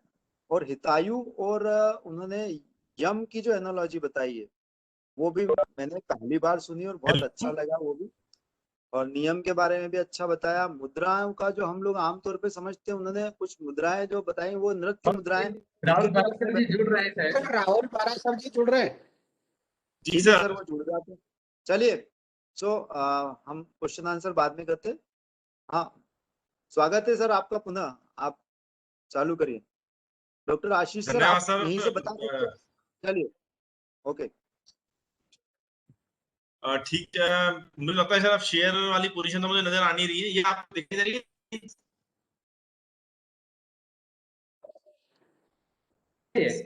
दिख रही है? पीपीटी दिखाई दे रही है आपको? हाँ थोड़ा साइड में ले लीजिए। हाँ हाँ आप हाँ, बताइए। स्क्रीन को यदि सेंट्रलाइज हाँ करेंगे तो थोड़ा सा शेयर हो साइड में जाएगी। ले लीजिए। स्क्रीन कर लीजिए ये वाली। ठीक है सर। स्क्रीन कर दो, स्क्रीन। आप फुल स्क्रीन कर दिया सर, सही दिख रहा है आपको? हाँ हाँ हाँ हाँ। चलिए सर। सर मुझे लगता है काफी सारा टाइम इस नेट की कनेक्टिविटी ने खराब कर दिया, फिर भी हम थोड़ा जल्दी जल्दी आगे बढ़ेंगे। नहीं आप करिए, अपने पास समय की कमी नहीं है डॉक्टर प्लीज साहब। Maximize your screen sir. ये जो हाँ अब चलिए ठीक है सर। डन। अपन से डायबिटीज पे बात कर रहे थे, और डायबिटीज के लिए जो षटकर्म हम काम में लेंगे उसके अंदर कुंजल, वस्त्र धोती, अग्निसार और कपालभाति। इसके अलावा प्राणायाम के अंदर अनुलोम विलोम प्राणायाम, भस्त्रिका, शीतकारी, उज्जाई और सूर्य बेदरी, इनको काम में ले सकते हैं। इसके अलावा वरुण मुद्रा और सूर्य मुद्रा, इन दोनों को भी काम में ले सकते हैं। CCRYN का सर जो थेरेपेटिक डाला हुआ है उन्होंने, वो भी एज इट इज सेम, जैसा ये है वैसा ही है, सिर्फ इसके अंदर एक चीज उन्होंने एम चैंटिंग को एक्स्ट्रा डाला है। हम देख भी पाते हैं कि स्ट्रेस का इफेक्ट डायबिटीज पर बहुत ज्यादा देखने को हमें मिलता है। जो पथ्य आहार होगा वो पुराने शाली धान्य, गेहूं, जौ, कोदो, सावा, मूंग, कुलथ, चना, ऑलमोस्ट जैसा हमारा आयुर्वेद में बताया हुआ है वैसा ही यहाँ पर भी बताया हुआ है। ज्यादा कोई मतलब स्पेशल नहीं है, बस घूमना, व्यायाम, श्रम और रात्रि जागरण, ये चीजें ओबेसिटी की जैसी ही यहाँ पर भी है। इसके बाद है हाइपरटेंशन। हाइपरटेंशन की कॉजेज को छोड़ दें एक बार अपन, अगर इसके आसनों को देखें तो जो रिलैक्सेसिंग जितने भी आसन है ना, वो यहाँ पर हम काम में ले सकते हैं आसानी से, जैसे भद्रासन, सिद्धासन और शवासन। षटकर्म के अंदर आभ्यंतर त्राटक, जलनेति। बेसिकली जलनेति हमें लगता है कि सिर्फ नेजल पेसेस को साफ करने के लिए है, पर जलनेति हमें मेंटल रिलैक्सेशन भी देता है। इसके अलावा प्राणायाम में अनुलोम विलोम, भ्रामरी, शीतली और धीमी गति से भस्त्रिका, ध्यान और नाद ध्वनि। इसके अलावा मैंने यहाँ आप देखेंगे गौर से तो भ्रामरी को ग्रीन किया हुआ है। भ्रामरी के ऊपर बहुत ज्यादा वर्ल्ड वाइड काम हुआ है, और जहां तक कि मेरा जो खुद का पीजी का वर्क था वो हाइपरटेंशन पे भ्रामरी के ऊपर ही था, और बहुत एक्सट्रीमली अच्छे रिजल्ट्स भ्रामरी के आते हैं। बस ये कि करना थोड़ा ज्यादा पड़ेगा, मतलब लगभग 300 से 400 आवृत्ति भ्रामरी की करनी पड़ेगी। तो ऐसा जरूरी नहीं है कि हम हाथ ऊपर करके फिर भ्रामरी करें। षण्मुखी मुद्रा में हम नॉर्मल भी भ्रामरी प्राणायाम कर सकते हैं आराम से बैठ करके, या ओम ध्वनि के द्वारा भी कर सकते हैं, तो इसका इफेक्ट बहुत ज्यादा अच्छा आएगा। अभी रिसेंटली मैं एक आर्टिकल पढ़ रहा था, तो उन्होंने कहा कि ओम या हमिंग साउंड से जब श्वास लेते हैं हम, तो हमारी नेजल मेम्ब्रेन की नाइट्रिक ऑक्साइड बढ़ जाती है। और हम सब जानते हैं कि नाइट्रिक ऑक्साइड बेसिकली एक हैप्पीनेस गैस है ना, जो हैप्पीनेस देती है ब्रेन को। तो एक रिलैक्सेशन के लिए बहुत अच्छा ये प्राणायाम है। पथ्य के अंदर ऑलमोस्ट आप सभी जानते हैं, मूंग, कुलथ, चना, अरहर के सूप हम काम में ले सकते हैं। एक लवण को कम काम में लेना चाहिए। घूमना, व्यायाम, ये सारी चीजें हैं। जैसा हमारे आयुर्वेद की जो दूसरी थीसिस या रिसर्च वर्क है वैसा का वैसा ही यहाँ पर भी कलेक्ट किया हुआ है। CCRYN का अगर हम सेंट्रल गवर्नमेंट का देखें तो उनका जैसा हमने वहां देखा है वैसा का वैसा ही है। प्राणायाम के अंदर नाड़ी शुद्धि है, उज्जाई है, शीतली और भ्रामरी है। ब्रीथ अवेयरनेस और मेडिटेशन, ये अपने आप में एक बहुत ज्यादा जरूरी चीज है। और जल नीति और सूत्र नीति, इन दोनों का इफेक्ट बहुत अच्छा है। ताड़ासन इन्होंने एक्स्ट्रा डाला हुआ है, और कोणासन, ये सब बॉडी को फिट रखने वाले हैं। बाकी ताड़ासन का इफेक्ट, ताड़ासन एक वृक्षासन हमारी क्या है कि एकाग्रता को बढ़ाते हैं, और अगर एकाग्रता अच्छी होगी तो मान के चलिए कि मेंटल रिलैक्सेशन अपने आप में अच्छा होगा ही होगा। हार्ट ट्रबल के बारे में देखते हैं एक बार। जो भी हमारी मॉडिफाइड लाइफ स्टाइल है, ये सभी के सभी इसको लेकर के रिस्क फैक्टर्स हैं। आप ऐसा निश्चित रूप से मान के चलिए।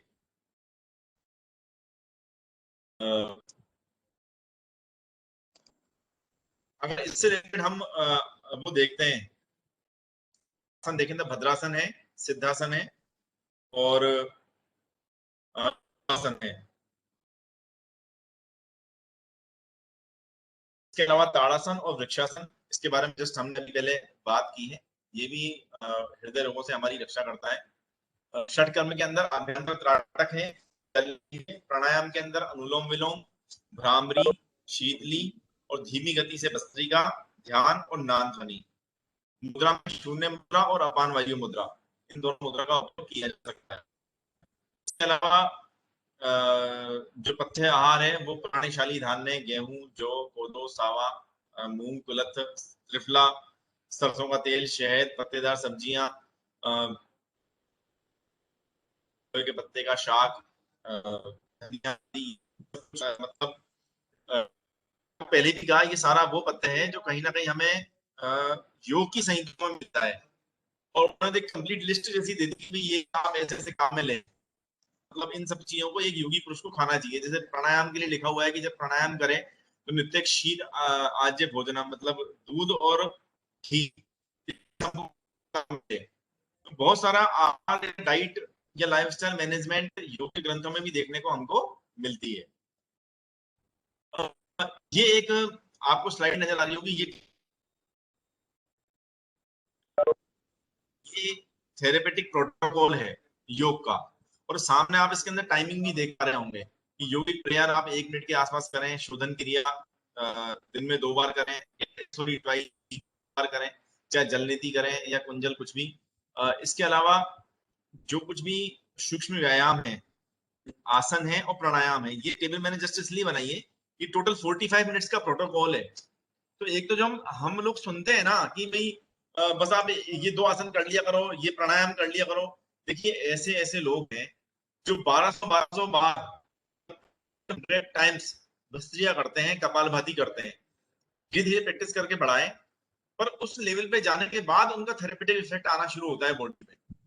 ऐसा नहीं हमने आज मतलब कई बार लोग बात करते हैं, सर मैं आज 300 मीटर वॉक करके आया, आज मैं 500 मीटर वॉक करके आया, तो हम कहते हैं भाई इतने से वॉक से काम नहीं चलेगा, आपको वॉक करनी है कम से कम 3 किलोमीटर 5 किलोमीटर ऐसे। तो जब वहां लाइफ स्टाइल है, हम जब मोबाइल या टीवी पे इतना लंबा टाइम दे रहे हैं, तो फिर इसको भी थोड़ा टाइम तो देना ही पड़ेगा।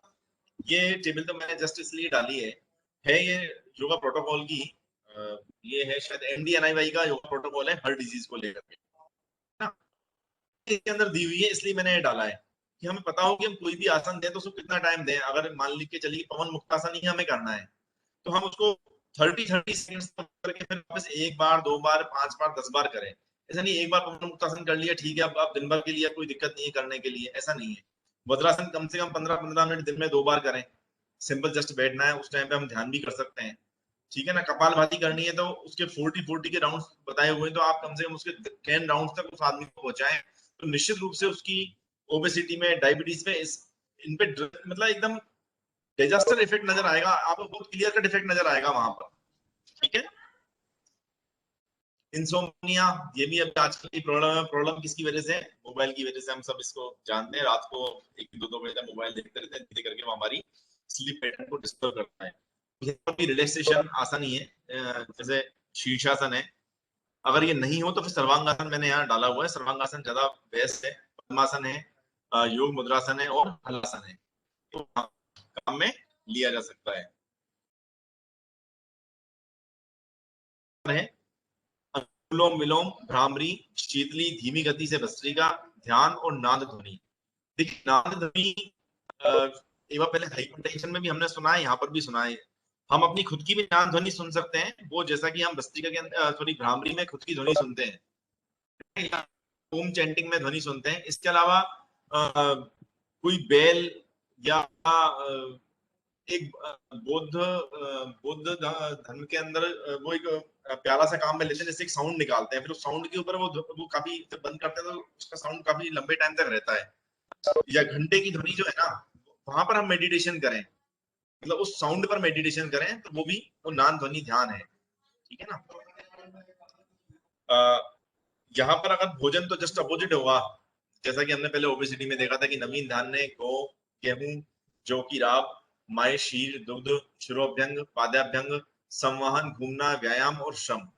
अच्छा, अभ्यंग जितना भी है ना, ये संवाहन है। इसका वर्णन जितना आयुर्वेद में है उतना ही वर्णन योग के ग्रंथों में भी देखने को मिलता है। Yoga for back pain, halasana, bhujangasana, chakrasana, dhanurasana. Just halasana अगर हम करेंगे तो जस्ट उसका अपोजिट भुजंगासन या धनुरासन करेंगे। चक्रासन करना चाहिए, जस्ट ये बैक पेन के लिए है। मत्स्य आसन है, सर्वांगासन है, पवन मुक्तासन है, ये भी बैक के लिए है। और यहाँ पर हम बस्ती कर्म, शंख प्रक्षालन और कपालभाति, ये ऑलमोस्ट जैसा हमारा पंचकर्म का सिस्टम है वैसा का वैसा ही सिस्टम योग का यहाँ पर है। अनुलोम विलोम प्राणायाम, भ्रामरी, भस्त्रिका और सूर्य भेदी, ये सभी नर्वाइन सिस्टम पर इन सबका बहुत अच्छा इफेक्ट है, इसलिए ये सारे प्राणायाम हम यहाँ पर कर सकते हैं। ये भी हमने CCRYN का ही लिया हुआ है कि जो आसन बताए हुए हैं प्रोटोकॉल के नाम में उनको करना चाहिए। जैसे ये आर्म वाला है या गर्दन को घुमाने वाला है। और योगासन के अंदर ताड़ासन है, ऊर्ध्व हस्त हस्तासन है, कटी चक्रासन है, अर्ध चक्रासन है, इन सबको काम में हम ले सकते हैं। धान्य, गेहूं, कोदो, तिल, तेल, घृत, अलसी आदि हम काम में ले सकते हैं। बैंगन, लहसुन, मुनक्का, ये ऑलमोस्ट आयुर्वेद जैसा ही है ना। और स्वेदन, अवगाहन, ये सब करना चाहिए और उष्ण कटी स्नान करना चाहिए। बेसिकली क्या है कि हमारे यहाँ पर मतलब इंडियन सिस्टम के अंदर नेचुरोपैथी और योग को एक साथ कंबाइंड किया हुआ है। जैसे हमारे बोर्ड का नाम तो है Rajasthan state naturopathy development board, और मेन वर्क उसका योग और नेचुरोपैथी दोनों के लिए है। मतलब नेचुरोपैथी में जो BNYS करते हैं उनके सिलेबस के अंदर ही योग इंक्लूडेड है। और मेरा मतलब पर्सनल मानना है कि योग आयुर्वेद के ज्यादा निकट है बजाय नेचुरोपैथी के। तो वगैरह उनकी टेक्निक्स हैं, पर हम उनको आराम से काम में ले सकते हैं और ये निश्चित रूप से बैक पेन में भी फायदेमंद होती है। जस्ट थैंक यू सर, थोड़ा डिस्टरबेंस रहा। ये मैंने एक योग को लेकर के भगवान कृष्ण और अर्जुन की वो डाली हुई है। हमारे कर्म की कुशलता अर्जुन की तरह होनी चाहिए और हमारी चित्त की वृत्तियों का निरोध, जैसे भगवान कृष्ण सारे गुणों को रखते अपने वश में, उस तरीके से रहे, इसलिए इस पिक्चर को डाला है। तो मुझे लगता है कि योग की बहुत अच्छी डेफिनेशन इस पिक्चर के अंदर देखने को मिलती है। Thank you very much sir, थोड़ा डिस्टरबेंस हुआ इसके लिए माफी चाहता हूँ, पर क्या करें कुछ हम भी नहीं कर पाए उस टाइम पे, ऐसी पता नहीं था कि ऐसा हो पाएगा। ठीक है, मुझे लगता है सर आप क्वेश्चन आंसर सर ले सकते हैं कितने भी जितना लेना चाहें, टाइम है। डॉक्टर राहुल जी बहुत अच्छा रहा, वो व्यवधान हुआ वो किसी के हाथ में नहीं था, कोई दिक्कत नहीं है। आपने बहुत अच्छी बातें बताई। आपकी कुछ जो बीच में व्यवधान हो रहा था उस समय मैं आपके जो व्याख्यान है उसको समराइज कर रहा था। आप सुन पा रहे हैं राहुल जी? डॉक्टर हाँ सर बिल्कुल सुन पा रहे हैं। आपने बहुत अच्छा बताया कि केवल प्राणायाम के अलावा आयुर्वेदिक औषधियां भी काम में लेना आवश्यक है, तभी ज्यादा लाभ होगा। और साथ ही आपने ये भी हितायु और यम के बारे में बताया, वो भी बहुत ही अच्छी आपकी एनालॉजी है, ये विश्लेषण है आपका। और मुद्राओं के बारे में बताया, बहुत अच्छा है। प्राणायाम के समय कैसा आहार होना चाहिए, ये बहुत ही जरूरी जानकारी है। कई लोग प्राणायाम करते हैं पर अब जो आहार को भूल जाते हैं कि कैसे हमें अल्कलाइन डाइट लेना है, जो आजकल की प्रो इन्फ्लेमेटरी डाइट को नहीं लें, नहीं तो वो फायदा नहीं करेगा इतना। और ये भी आपने बहुत अच्छी चीज बताई कि जो पुराने जो यौगिक ग्रंथ हैं उनमें आहार के बारे में भी लिखा है, और साथ ही अभी आपने बताया कि स्नेहन के बारे में भी लिखा हुआ है, मर्दन या अभ्यंग के बारे में भी लिखा हुआ है। बिल्कुल। यहाँ पे कुछ क्वेश्चंस मेरे पास आए, मैं पूछना चाहूंगा सर। एक अभी आपने रात्रि जागरण को लेके बताया था कि आयुर्वेद में एक सिद्धांत दिया हुआ है कि रात्रि जागरण से कृशता होती है, जी सर, है ना।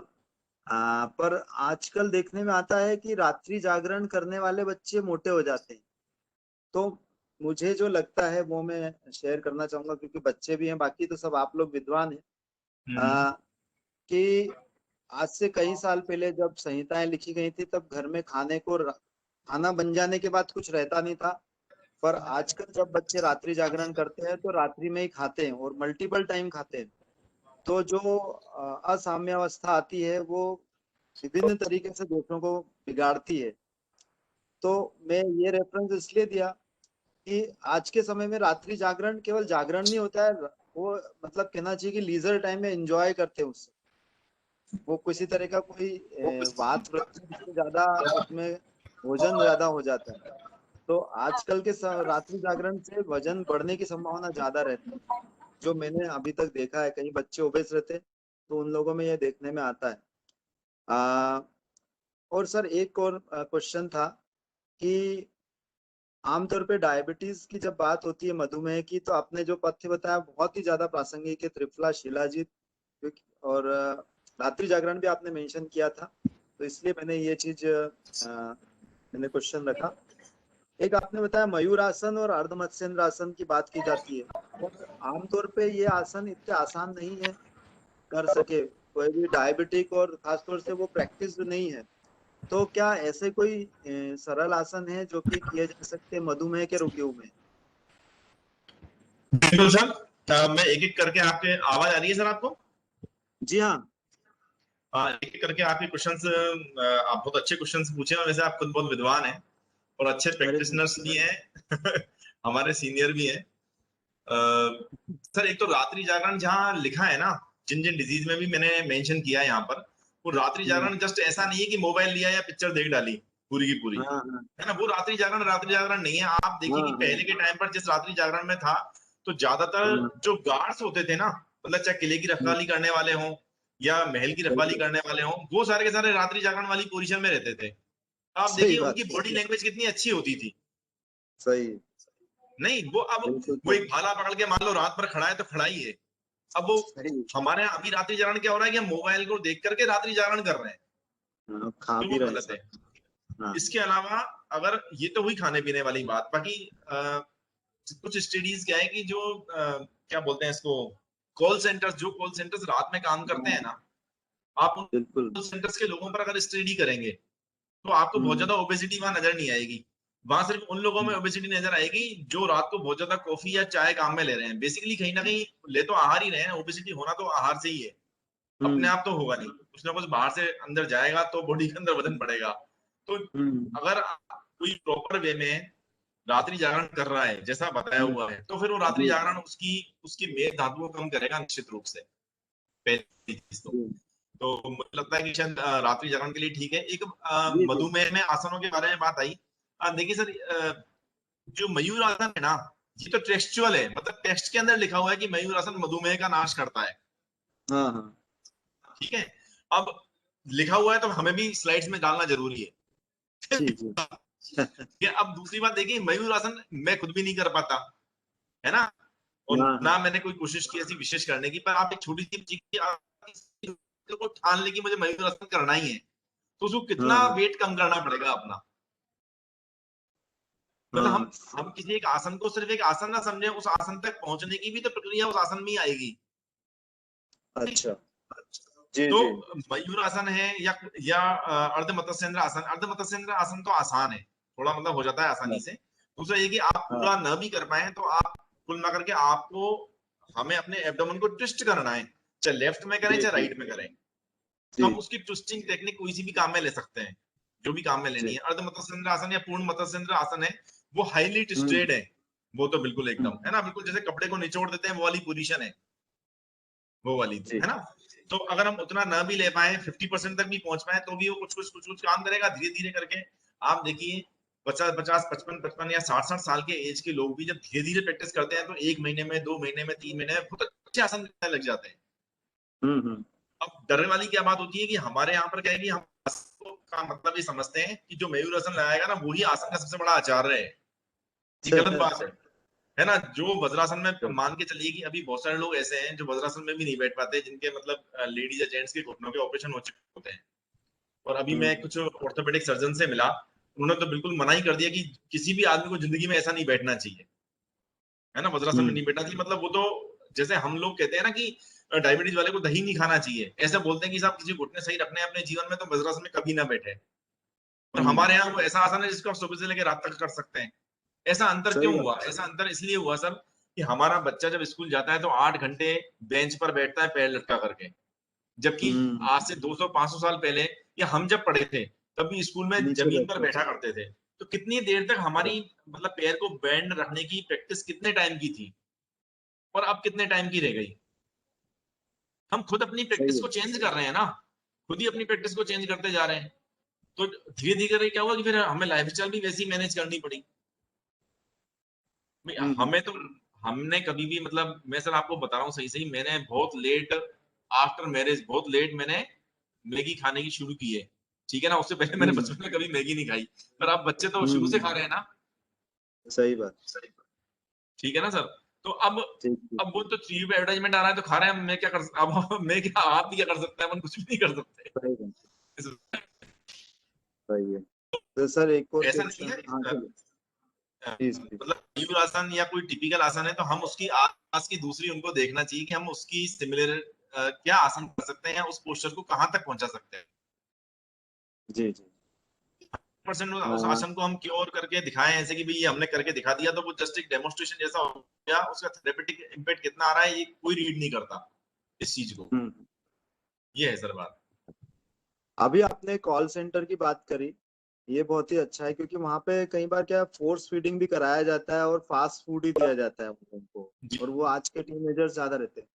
अच्छा जैसे मान लीजिए रात्रि जागरण करते हैं, वात की दृष्टि हो रही है, तो वात की दृष्टि से अन्य दोषों की भी दृष्टि होगी। हमारे यहाँ की फाइनल ईयर की छात्रा ने पूछा है, तो आज्ञा शाक्यवाल ने पूछा है ये कि अन्य दोषों की भी दृष्टि होगी सही, तो उससे उसको अगर हम कंटेन करने के लिए कोई यौगिक एक्सरसाइजेज हैं या यौगिक पोस्चर्स हैं या प्राणायाम है कि हम, क्योंकि अब आजकल ये एक कई लोगों को जॉब इसी तरह के मिलते हैं, तो नाइट शिफ्ट वाले, तो क्या हम उनमें कुछ ऐसा, ये जो भी एडवर्स इवेंट आ रहे हैं, वात बढ़ रही है, वात के कारण जो कॉन्सिक्वेंसेस बढ़ आ रहे हैं, पित्त कफ भी दूषित हो रहा है, तो उसके लिए उसको कैसे सेटल कर सकते हैं? कुछ हम प्राणायाम या कुछ और तरीके से। देखिए सर अपन अपन 1 मिनट के लिए तो पहले आयुर्वेद पे बात कर लेते हैं, है ना? जी। हमारे यहाँ पर जब रात्रि जागरण का विधान लिखा हुआ है बाकायदा प्रॉपर प्रॉपर वे में रात्रि हम्म, जागरण शायद जितना अच्छा आयुर्वेद ने बताया है इतना नहीं, कहीं भी किसी में नहीं बताया। सबने नाइट रेजिमेन का काम तो पकड़ा दिया कि रात को जाके तुम कॉल सेंटर खोल के बैठ जाओ, रात को जाके ये कर लो, पर किसी ने भी ये नहीं बताया कि रात को रहना कैसे है उस व्यक्ति को। हमारे यहाँ पर रात्रि जागरण का पूरा विधान है कि अगर कोई व्यक्ति रात को 6 घंटे जागता है तो उसको उसके आधे हम्म, समय तक सुबह भोजन के पहले सो लेना है। मतलब 3 घंटे पहले पहली चीज तो उसके दोषों को सारे मैनेज कर देगा ये सोना। हम्म, अभी होता क्या है कि हम रात को जग करके आते हैं, सुबह नहाते हैं, ब्रश करते हैं, खाना खाते हैं, फिर खाना खाने के बाद हम लगातार 6 घंटे सोते हैं।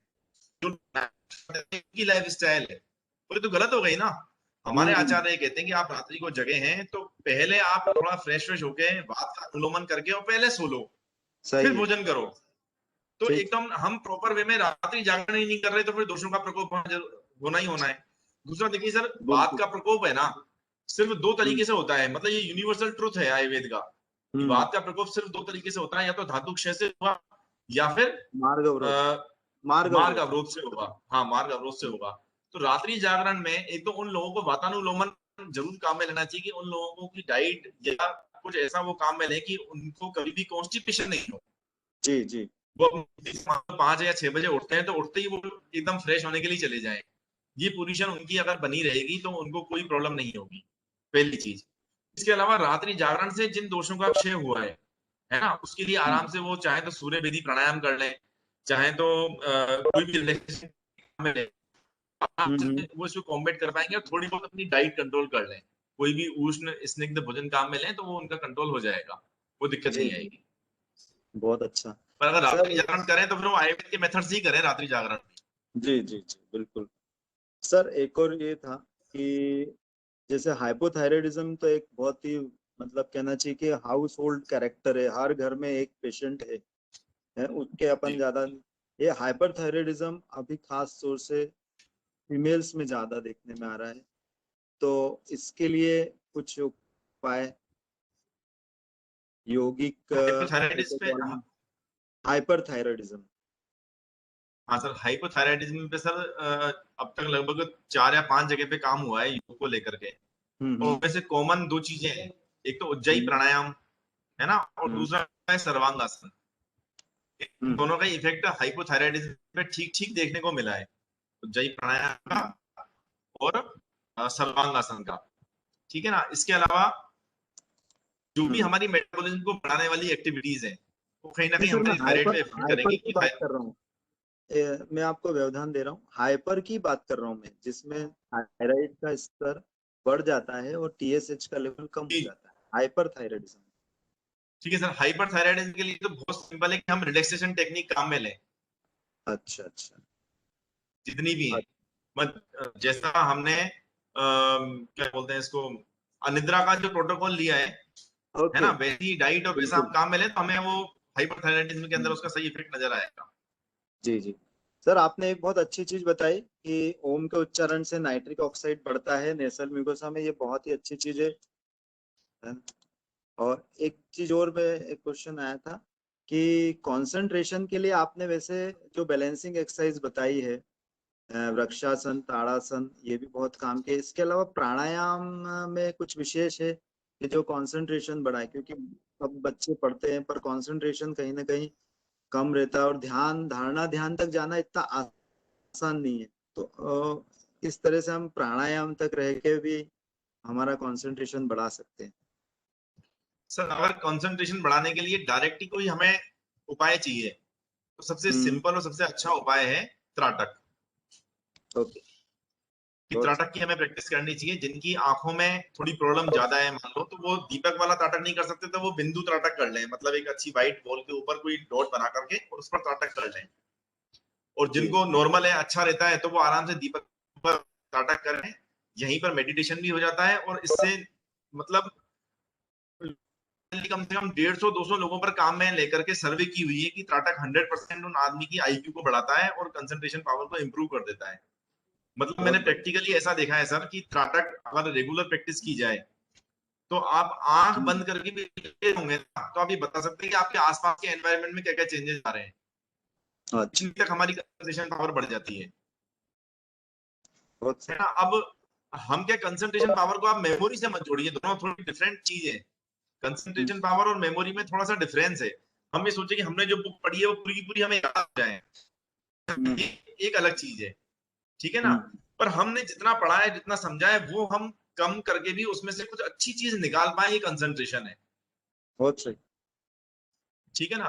तो वो हमारी कंसंट्रेशन पावर को इतना इंप्रूव कर देता है कि हम उस सिंपल, जैसे चरक संहिता हम सबने पढ़ी है ना, पर उस चरक संहिता से सेम डिजीज से कोई एक व्यक्ति कोई एक फार्मूला काम में लेता है, दूसरे व्यक्ति को दूसरा फार्मूला काम में लेता है। ऐसा क्यों हुआ? ऐसा इसलिए कि उसकी एकाग्रता उस पहले वाले फार्मूले पे थी, दूसरे की एकाग्रता दूसरे वाले फार्मूले पे थी। बहुत सही, बिल्कुल सही एनालिसिस। अब हमारे यहाँ क्या है आयुर्वेद के अंदर, कि कोई आदमी कितना लंबा और कितना महंगा पर्चा बना रहा है, इससे देखते हैं कि कितना विद्वान है। पर ऐसा तो नहीं है ना। हम अगर उसको वास्तव में उस डिजीज से रिलेटेड उसको 4 या 5 मेडिसिन दे करके हम उसको ठीक कर पा रहे हैं, तो वो ज्यादा विद्वान है बजाय उसके कि कितना बड़ा पर्चा बनाया है। बहुत सही। ये की कंसंट्रेशन और मेमोरी में डिफरेंस है। चलिए, बहुत अच्छी बात बताई आपने, और आपके जो उद्बोधन है वो उससे बहुत ही अच्छा लगा। आपसे बात भी आपसे पहले भी काफी सुनते थे आपके बारे में, आपसे सुनना अच्छा लगता था, आज भी बहुत ही अच्छा लग रहा है। मैं आगे की कार्रवाई के लिए डॉक्टर नायक सर के पास ले जाता हूँ। Doctor Nayak sir, please take the Okay. Thank you, Dr. Rahul Parasar ji, for your very wonderful presentation. Very nicely you have described all the aspects of yoga, pranayama, asana, and everything. I think it has been very much useful for our students, staffs, and those who are present here. They have enjoyed this session very nicely. Thank you very much. And on behalf of the Ashtanga Ayurveda College, I extend my hearty thanks to you for sparing your time, valuable time with us. Thank you, Parasar ji. Thank you very much sir, आपने मुझे मौका दिया और आप सभी से एक चाहे ऑनलाइन तरीके से मिले पर दोबारा एक बार मौका आप सभी से मिलने हुआ, इसके लिए बहुत बहुत धन्यवाद। और चौहान सर भी बिल्कुल एकदम पिंक सी शर्ट में नजर आ रहे हैं उनको भी स्पेशली थैंक यू। सब दोबारा मिलेंगे। और मैं माफी चाहूंगा बीच में कुछ थोड़ा डिस्टर्बेंस हुआ, हमारे सेटअप की वजह से। अब देखो गवर्नमेंट का सेटअप तो गवर्नमेंट जैसा ही होता है इसमें हम कुछ नहीं कर सकते ज्यादा। नहीं, कोई तो बात फिर भी sir thank thank you you very much. और बहुत खुशी भी हुई कि दोबारा आपने एक इंस्टीट्यूट में मतलब मौका मिला बोलने का। आपने मुझे इस लायक समझा, इसके लिए बहुत बहुत धन्यवाद। और आगे भी आपके सारे स्टूडेंट्स और आप सभी कभी भी किसी काम के लिए बुलाएंगे तो हम निश्चित रूप से आप सभी की सेवा में हाजिर हैं। ओके। तो अंत में आभार प्रदर्शन हेतु मैं डॉक्टर एपीएस चौहान जी से निवेदन करता हूं कि वो आए और आभार प्रदर्शन करें। Doctor APS Chauhan sir. हाँ, thank you doctor Nayak ji. सबसे पहले मैं आभार व्यक्त करना चाहूँगा आज के हमारा जो वेबिनार है उसके जो हमारे मुख्य वक्ता doctor Rahul Parashar, secretary Rajasthan state naturopathy development board Jaipur से हमारे साथ जुड़े, और उन्होंने बहुत ही सुंदर तरीके से लाइफ स्टाइल डिसऑर्डर्स में योगा प्रोटोकॉल क्या हो सकता है, योग का किस तरह से जो है वो उपयोग किया जा सकता है, उसका बहुत सुंदर तरीके से बहुत ही एनालाइज करके और बहुत ही उसका सैद्धांतिक थ्योरेटिकली भी और प्रैक्टिकली कैसे उसको अप्लाई किया जाता है उसका बहुत सुंदर तरीके से आपने यहाँ पर हमारे स्टूडेंट्स के सामने ये रखा। और न केवल अपना स्पीच बल्कि आपने जो बच्चों की क्वेरीज थी, हमारी फैकल्टीज की क्वेरीज थी, उसका भी बहुत ही अच्छे तरीके से उनका जवाब दिया और बहुत और अपने विषय को पूरा गंभीरता के साथ में आपने प्रस्तुत किया। आप चूंकि हमारे महाविद्यालय के साथ पहले से जुड़े हुए हैं, हमारे परिवार की तरह ही हैं, लेकिन मैं इस अवसर पर आपका पूरे महाविद्यालय परिवार की ओर से बहुत बहुत हार्दिक आभार व्यक्त करता हूँ और आशा करता हूँ कि आने वाले समय में भी जब भी हमें आवश्यकता होगी आपका सानिध्य, आपका सहयोग हमें मिलता रहेगा। इसलिए मैं आपका बहुत बहुत धन्यवाद देता हूँ। मैं धन्यवाद देना चाहूँगा हमारे संस्था के प्रमुख डॉक्टर सतीश चंद्र शर्मा जी, प्राचार्य जी का, जिनके निर्देशन में हमारा महाविद्यालय लगातार प्रगति कर रहा है, विकास कर रहा है। और ये जो आज के जो वेबिनार है, ऐसे अनेकों हमारे जो ऑनलाइन हमने जितने अभी तक वेबिनार किए हैं, उन सबको आयोजित करने में हमारे प्रेरणा स्रोत हमारे प्राचार्य महोदय रहे हैं और उनकी प्रेरणा से हम लगातार ऐसे कार्यक्रम कर पा रहे हैं। तो उनका भी मैं इस अवसर पर बहुत बहुत धन्यवाद देना चाहूँगा। स्वास्थ्य विभाग के हमारे प्रमुख डॉक्टर श्री श्रीवास्तव जी, जो कि इस वेबिनार के आयोजक समिति के प्रमुख हैं, और उन्होंने न केवल ये वेबिनार बल्कि हमारे जो अंतर्राष्ट्रीय योग दिवस है उसके अवसर पर जो 100 दिन का प्रोटोकॉल भारत सरकार ने निर्धारित किया है, उसके लिए अनेकों कार्यक्रमों का जो उन्होंने एक आयोजन यहाँ पर महाविद्यालय में किया है, उसके लिए मैं पूरे विद्यार्थियों की ओर से और सारे फैकल्टीज की ओर से बहुत बहुत धन्यवाद देना चाहूँगा। धन्यवाद देना चाहता हूँ वेबिनार आयोजन समिति के हमारे पूरे सदस्यों का, डॉक्टर एस.के. नायक जी, डॉक्टर प्रदीप चौहान जी, डॉक्टर धर्मेंद्र शर्मा, और हमारे विशेष टेक्निकल सपोर्ट के लिए डॉक्टर आशीष तिवारी जी का, जिन्होंने लगातार इस तरह के आयोजन में अपना तकनीकी सहयोग से इन कार्यक्रमों को बहुत अच्छे से सफल बनाने में मदद की है। मैं धन्यवाद देना चाहूँगा सारे पार्टिसिपेंट्स का, जिन्होंने वेबिनार में यहाँ प्रेजेंट होकर के इसको सफल बनाने में हमारा सहयोग दिया। महाविद्यालय के समस्त शिक्षक और सारे मेडिकल ऑफिसर्स का भी बहुत बहुत धन्यवाद। और लास्ट में मैं अपने डियर स्टूडेंट विद्यार्थियों का बहुत बहुत धन्यवाद देना चाहूँगा, जिन्होंने पूरे 2 घंटे तक इस वेबिनार में उपस्थित रहे और इसमें उनकी उपस्थिति से इस वेबिनार को जो है वो सफलता मिली है।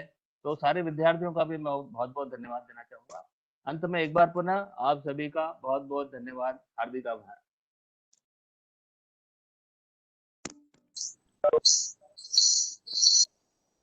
Thank you sir, thank you.